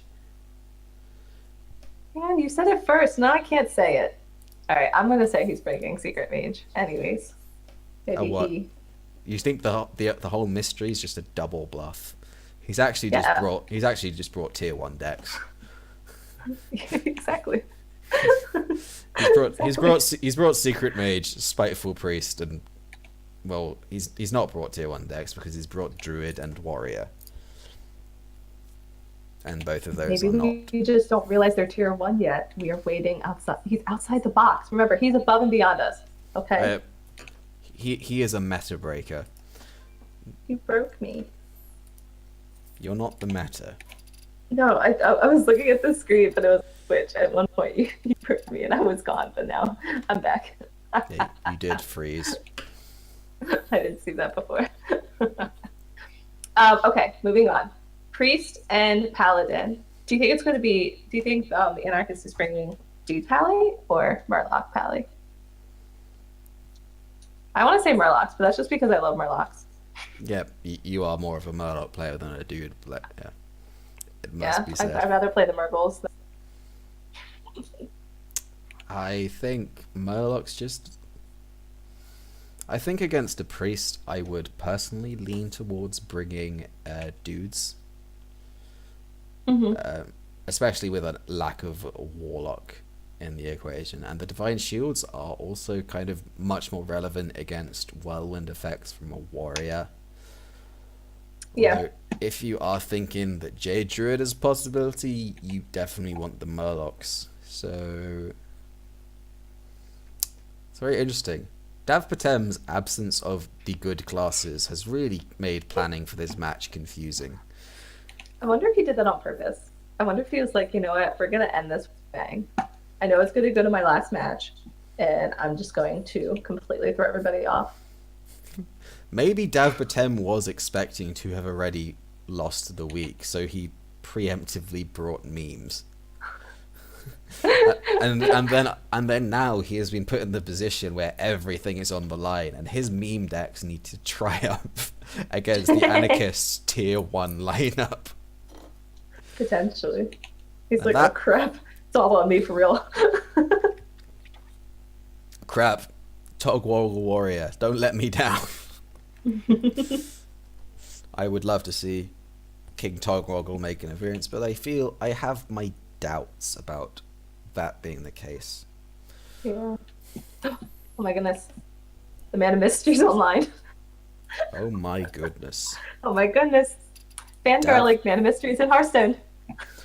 Ladies and gentlemen, boys and girls, I hope you are ready for your Sylvanas League climax. Yes. Do not laugh at the word climax. It is a innocent word. It is. Used in the I right didn't say context. otherwise. So, the end of 10 weeks of Last Hero Standing Hearthstone will be over very soon. Mm-hmm. Just as soon as the players have their bans in place. All comes down to this moment. This wondrous, fantastic moment. Everybody's on the edge of their seats. We're so excited to see what happens, especially after this build-up. Because what a build-up. There has been a lot of build-up. Most of it has been by us, admittedly. But just playing our part. Yeah, no, we have built this wonderful character behind Dav Patem because we have had literally nothing else to talk about. We need to tell him to go watch this. And we need to know, how correct are we? I'm gonna I need to know. I'm gonna just call Dav Patem on the phone later and just have a chat, see what he's really like as a man. I'm gonna be, since we're friends now on Hearthstone, I'm just gonna start messaging him and be like, what's up? We'll see how interactive he is, how mysterious. How interactive. Yeah. Man, no, isn't it with Men of Mystery, they don't really talk, right? I would expect them to not interact that much. I feel like interactive is just a very strange word to describe a person. Excuse me. I think it's perfect. Would you say Dav Patem is fun and interactive? I mean, I love things that are fun and interactive. It's my favorite. It's like Hearthstone, fun and interactive. Hearthstone is full of fun and interactive interactions. Mm-hmm. Mm-hmm. Mm-hmm. Mm-hmm. Look, I want to know the bands. Me too. Okay. In the Let's see what meantime, we're working with.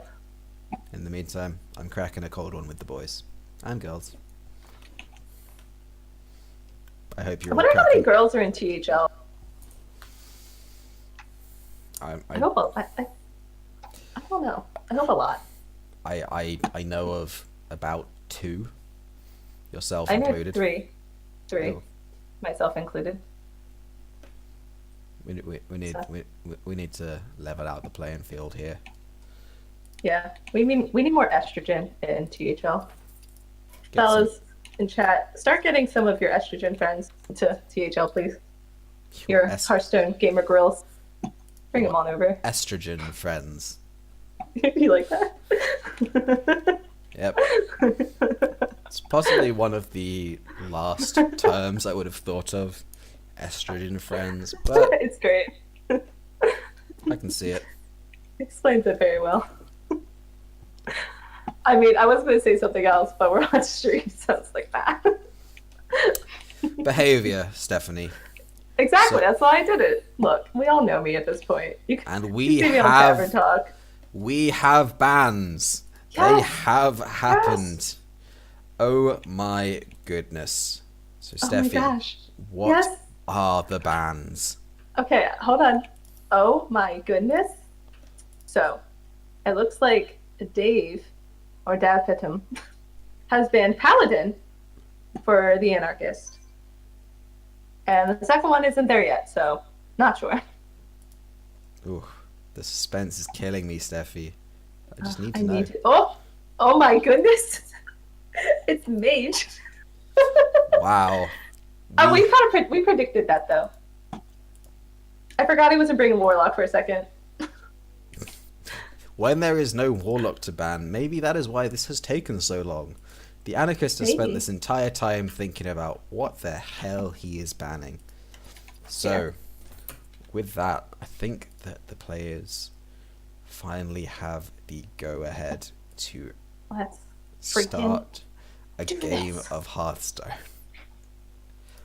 Oh a my fun and god. interactive game of Hearthstone. I hope to hell that it is worth the wait. Look. I hope so. Yep. So, everyone, I hope you sit back, relax, crack open a cold one, and for your viewing pleasure, we are going to have Dav Patem of Tollywag's Disciples on the bottom of your screen, and we are going to have the Anarchist of Booty Sweat on the top of your screen. They are just deciding what classes to bring now, and just a quick reminder of what is at stake here. This is the last match in the Sylvanas Season 5 Grand Final.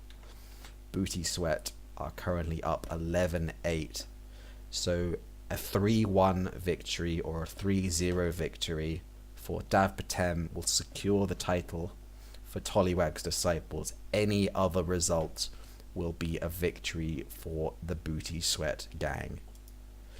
Booty. So everything to play for still in this final match of the season. And Steffi, I can't wait to just get into it and see what happens. You know what? It's gonna happen.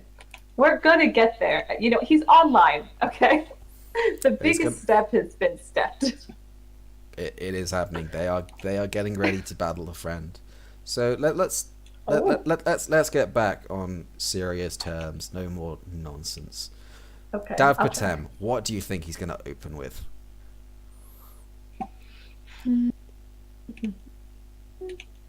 I think he's probably gonna open with Druid. You think the Druid is this still thinking Jade Druid? Mm-hmm. The Jade Druid is, I think that's kind of backed up by the Paladin ban, to be honest. Mm-hmm. If you have a Jade Druid, you certainly want to get rid of any pesky Murlocs. While the Anarchist, what was the Oh They- goodness. They Oh my are- goodness. Right. My apologies. We are just getting into spectator mode right now. Oh, can you see what's going on? Because I can see what's going on. Should I fill you in now? Because wait till you see this. Right. Just wait. Sorry for the small delay there. As you can see on your screen, we are a few turns in. Just fill you in on what has happened. Dad Patem is playing Pirate Warrior, while the Anarchist has a secret mage. The N'Zoth's first mate was played on turn 1. Mm-hmm. The heavy axe has had 2 of its charges go into what I presume was a mana worm, and this explosive runes for the Anarchist is probably going to do a significant amount of work, and the coin onto the hero power frothing berserker will allow the mana worm to make quick work of this very threatening frothing berserker while still preserving a sorcerer's apprentice. And all Dav Patem has to follow up is a Corcoran Elite or a Mortal Strike, a card which wasn't even in Pirate Warrior before the nerf. Yeah. Well, that's not true. I saw a couple lists that were running it at some stage. It was more of a unusual / tech inclusion. I think it was most common for the point where kind of Paladin was a more mid-range affair, where it was running a lot of taunts, like Tyrion specifically, to just eke out the last little bit of damage. The Anarchist has taken full control of the board, however, and has done a lot more damage than you would really like to see as a Pirate Warrior. When you've done more face damage than a Pirate Warrior, you know the game is going very well for you. The Anarchist got his early minions out, and he's forced the Arcanite Reaper to make a trade. Make a trade. The Alaneth is even in hand. Like, we may see the second Crystal Runner, because board damage, very relevant here. You've seen an Arcanite Reaper trade. You know that this game is... There is a dire mole in this Pirate Warrior. There is, in fact, a dire early mole. game presence. Early game presence. Yes, indeed. How much do you value that early game presence when, in particular, you are not playing against a Paladin? Yeah, I don't. I'm just here for the ride for this warrior. Right, and that is a very quick game 1 for the Anarchist. This is not how we envisioned things going with our tremendous wait. Man of mystery! We were hyping this up so much! That's okay. Yep, everything is just fine. Fine. So now, Dave either needs to choose between his priest or his druid to go against the spell mage. Yep, against the secret mage. I do quite like Jade Druid, if this is in fact a Jade Druid, and Aggro Druid is not half bad as well. So we are going to get right back into it. We see a priest. And we can see from the unidentified elixir in Dav Patem's hand that this is in fact a combo priest. And I heavily approve of this. Although combo priest can have a little bit of a tough time against very quick secret mage openings. But one of those has not materialized. So the unidentified elixir becomes the Elixir of Shadows, which is give a minion +2/+2 and summon a 1/1 copy of it, which can be hugely relevant when you're talking about Northshire Clerics, because that is 2 cards you draw rather than 1. But Dav Patem instead chooses to just develop the biggest thing onto the board he possibly can. Gets out his Cabal Talon Priest. And the interesting thing about Dav Patem's hand is he has a 0 mana silence, which he can use to trigger a counterspell at any time at no cost to himself.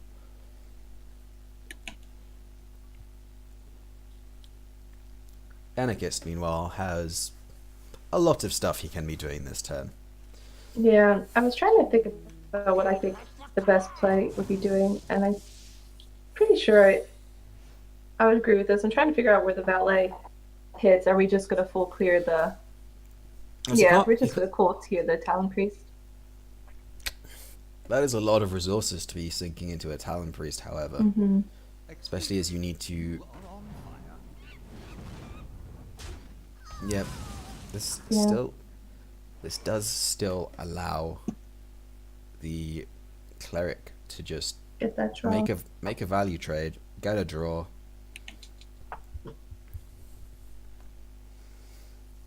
Although I think he's also toying with the idea of the Tar Creeper. Yep. I think he's going to silence to to make... Yeah, no, I actually really like this. Because if the Tar Creeper were played and it was in fact a explosive runes, then he has expended his entire turn while not developing. This allows him to develop the most stats on board. The 1/1 still does challenge the 2/1, and the only punish towards your cleric is a fireball, and you're probably fine with seeing a fireball come down. Yeah, a 4 mana spell taking out a 1 mana minion that is also not going to your face. Yep, that is not killing you. And even if that does happen, your 1/1 still kills the 2/1 and allows you to develop on board yourself. So, very astute play from Dav Patem, the man of mystery. He has he knows what he's doing. This Cone of Cold from the glyph is not really the minion that the spell that the Anarchist would really be looking for there. It does freeze the cleric and prevent it from taking a value trade, but does not really diminish any of the real threat of the Naughtier Cleric, which is just it will draw a lot of cards if left unchecked. And that Potion of Madness is huge. Oh my goodness. That's a very nice... Yep, the Anarchist there with the wow emote, because that he knows just how backbreaking that was for him. 1 mana, kill both minions on the board, and draws That's the secret you didn't want to see. Draws the secret he cannot play because it is already in play, and that just gives Dav Patem further information as to what is in the Anarchist's hand. You see an Archaeologist into Kirin Tor into no secret. You know that there is a second explosive runes in the hand at this moment. I feel like you are almost comfortable with throwing out the Draconid Operative into a runes. Yeah, I agree. You're going to get a card off of it, not take any damage. Not taking the damage is almost the most relevant thing. You have nullified all of the Secret Mage's early minion pressure. You're at 28 health. You have a Duskbreaker off the top. That is much better. That's good. Yep, there is one difference in health. One very big minion, and you have more cards, although that Alaneth is that was a great top deck as well. Draw.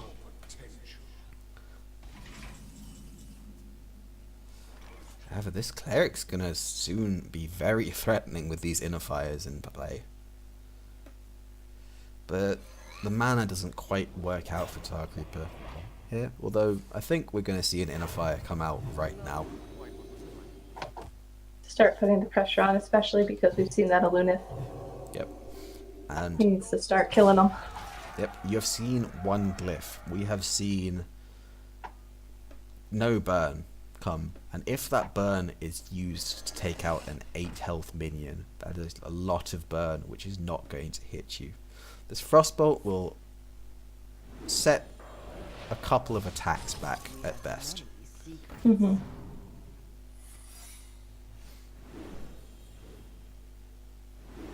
Now, a Luneth is a very powerful card. And you know what else is a really powerful card? Duskbreaker. This is stupid.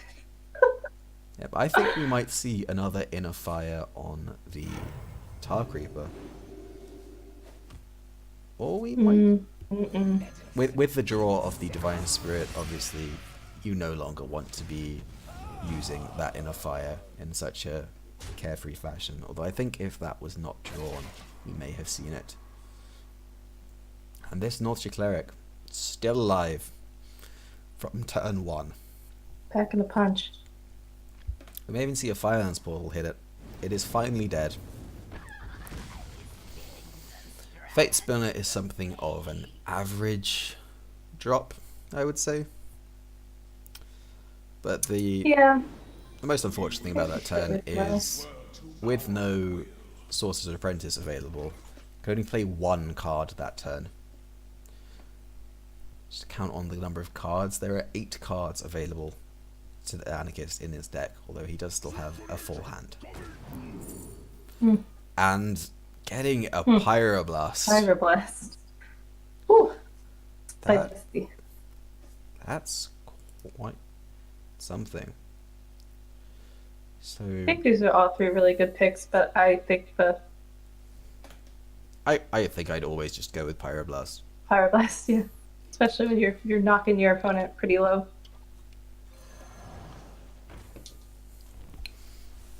Yep, and this Tar Creeper now is incredibly irritating for the Anarchist. Because it directly contests this Fate Spinner.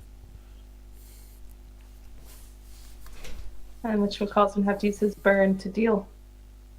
Yep, we will always see a Mana Worm come down when one is available. Sorcerer's Apprentice, of course, reduces the cost of every spell in the hand, and when there are this many spells on the hand, that can add up to a lot of mana reductions, and these are not particularly high value cards. Vaporize Probably the best pick. Yeah, Mana Bind is not going to do something. You don't really want Divine Spirit as a secret mage. You do want to kill a minion, however. Especially one which might have been Divine Spirit innified.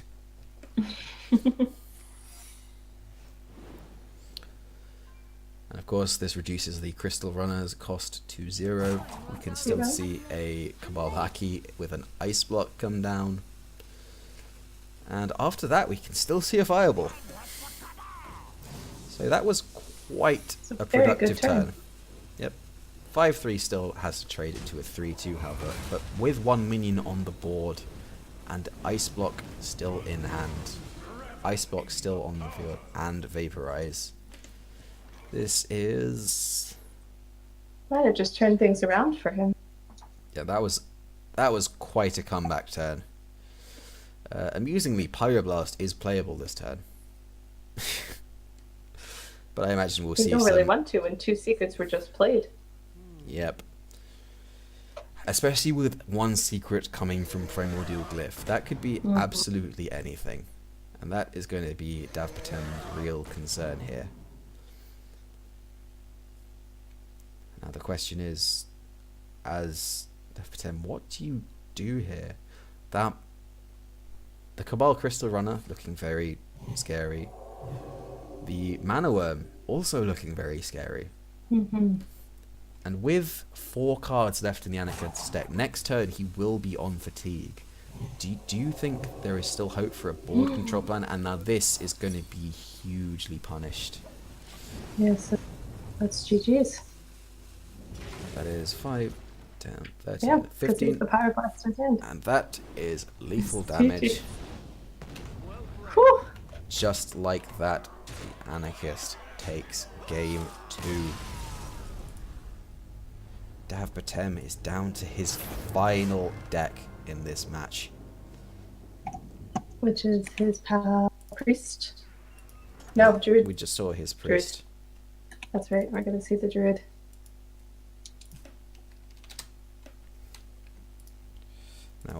Now it is all up to what is in this druid.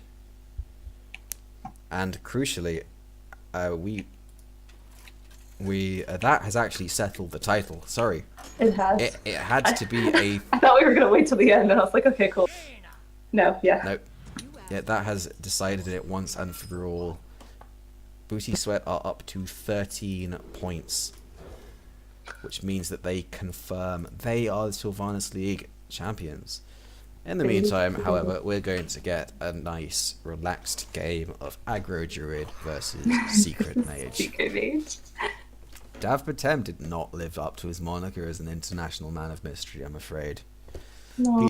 He just brought aggro. Feel sad, man. Yeah, he did. But however, fair play to the Anarchist.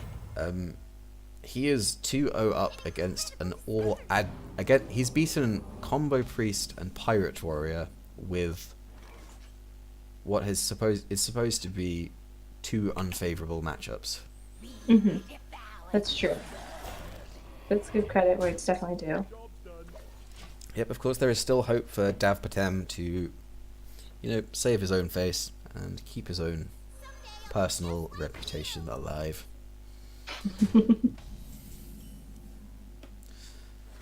But I imagine we're going to see a pretty juicy Enchanted Raven, Power of the Wild value clear here. It feels good. It feels good, especially when you still have a Vicious Fledgling in hand. Vicious Fledgling behind a taunt with board control. Although the explosive runes is going to have a lot to say Kind of about being on that parade. Yep, the runes, the valet into the raven, and just like that, with the explosive runes pickup, Anarchist is looking promising once again. Although the Firefly, of course, will soak up the main issue here. Mm-hmm. This Vicious Fledgling is going to stay alive, and crucially, as it stands, the Anarchist cannot play both Counterspell and Medea's Valet next turn. A Cabal Lackey off the top would be the single best draw in the Anarchist deck right now. Because if you let Vicious...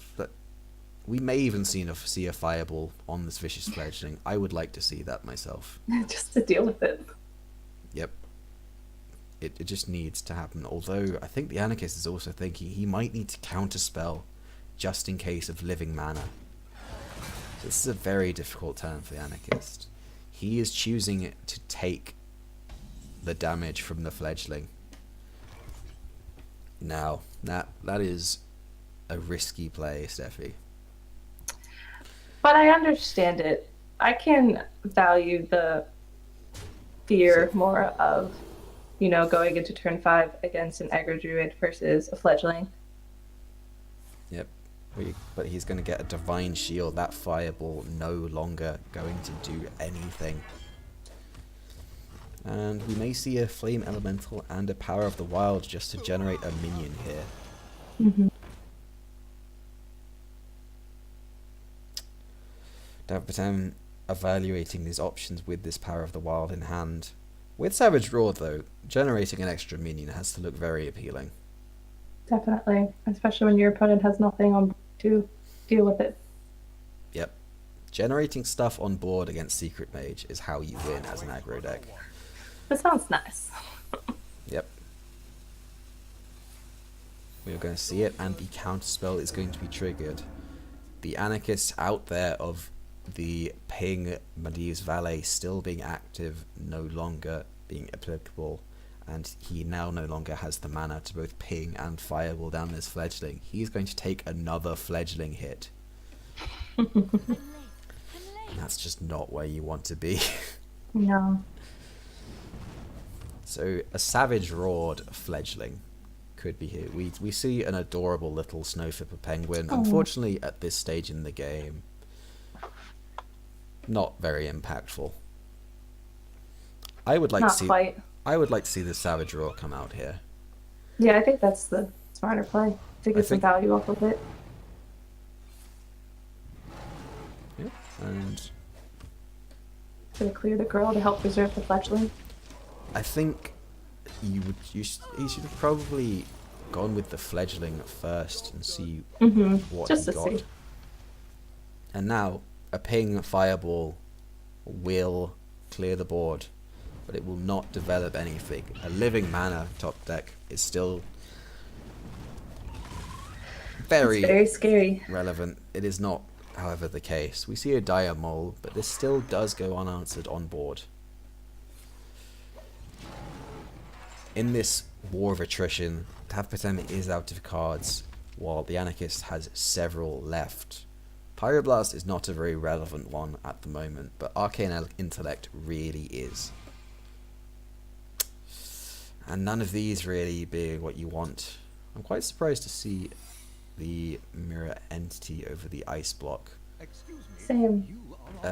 This particular matchup, just the single turn of where against a druid which can generate huge amounts of very sudden damage, you often want more than one ice block. Although the Mirror Entity it landed on quite a good minion for the Anarchist here. Just any amount of board generation, I guess, should not be discounted. That's true. But I still think I would have chosen the block over what he did choose. I think that would just been a little bit more safe. Yep, and this is just after the incredible start that Tavpatem here. He had several very bad draws. And just the bad draws just keep continuing, and this is game over. With no way of killing the Sorcerer's Apprentice, Pyroblast is going to come down this turn, and that is going to end the game. The Anarchist, Oh my goodness! the Anarchist is going to take his revenge for the 3-1 defeat he suffered at the hands of Tavpatem in Ragnaros League. He is going to inflict a sweep. And Nice little sweep, just like some of his other teammates did as well. Yep. Well, how was that last match for you? There was a lot of built up to that. Do you think it lived up to the build up? Absolutely not. We spent longer talking about Tavpatem than we did watching him play. Which yep, that is unfortunate, but that is the way the cookie crumbles. And ladies and gentlemen, boys and girls, as you can see from the scores you have up on the screen, it came down to the wire. It came down to game 5. We went into game 5 with an 11-8 score. We started the broadcast with an 8-0 score, but we finish it with a 15-8 score to Booty Sweat. Booty Sweat are your Sylvanas League Season 5 champions. So a massive congratulations to Booty Sweat. You are not only the best named team in the league, you are also the best team. So congratulations, but of course commiserations to Tollywag's disciples who took it all the way to the final and just couldn't quite make it there. Up to game 5 of the last week in the tournament, only to miss out right at the end. That's gotta hurt. It does, but you know what? I gotta give Tollywags their props because that was a team that kind of went under the radar for really long, and they fought their way. So I'm happy to see that they made it to the final boss battle, if you will. But Booty Sweat was just too strong. They've been so consistent this season, so they definitely deserve this victory, in my opinion. Yep, Booty Sweat beating all the naysayers from Tavern Talk, yourself included. Myself included. Yep, okay. Despite a unanimous prediction against them, they have taken the title. So it has been a pretty mammoth broadcast from us. We may have had to do a little bit of padding here and there, but nonetheless, just a little. It's been a great few hours of Hearthstone. I have thoroughly enjoyed it. I've thoroughly enjoyed this season of Sylvanas League, and of course, we will see you all next season. But not to worry, there are still a couple more weeks of Ragnaros League. There will still Yes. be all the usual broadcasts. There will be Tavern Talk this Thursday with Steffi, of course, followed by Thursday Throwdown.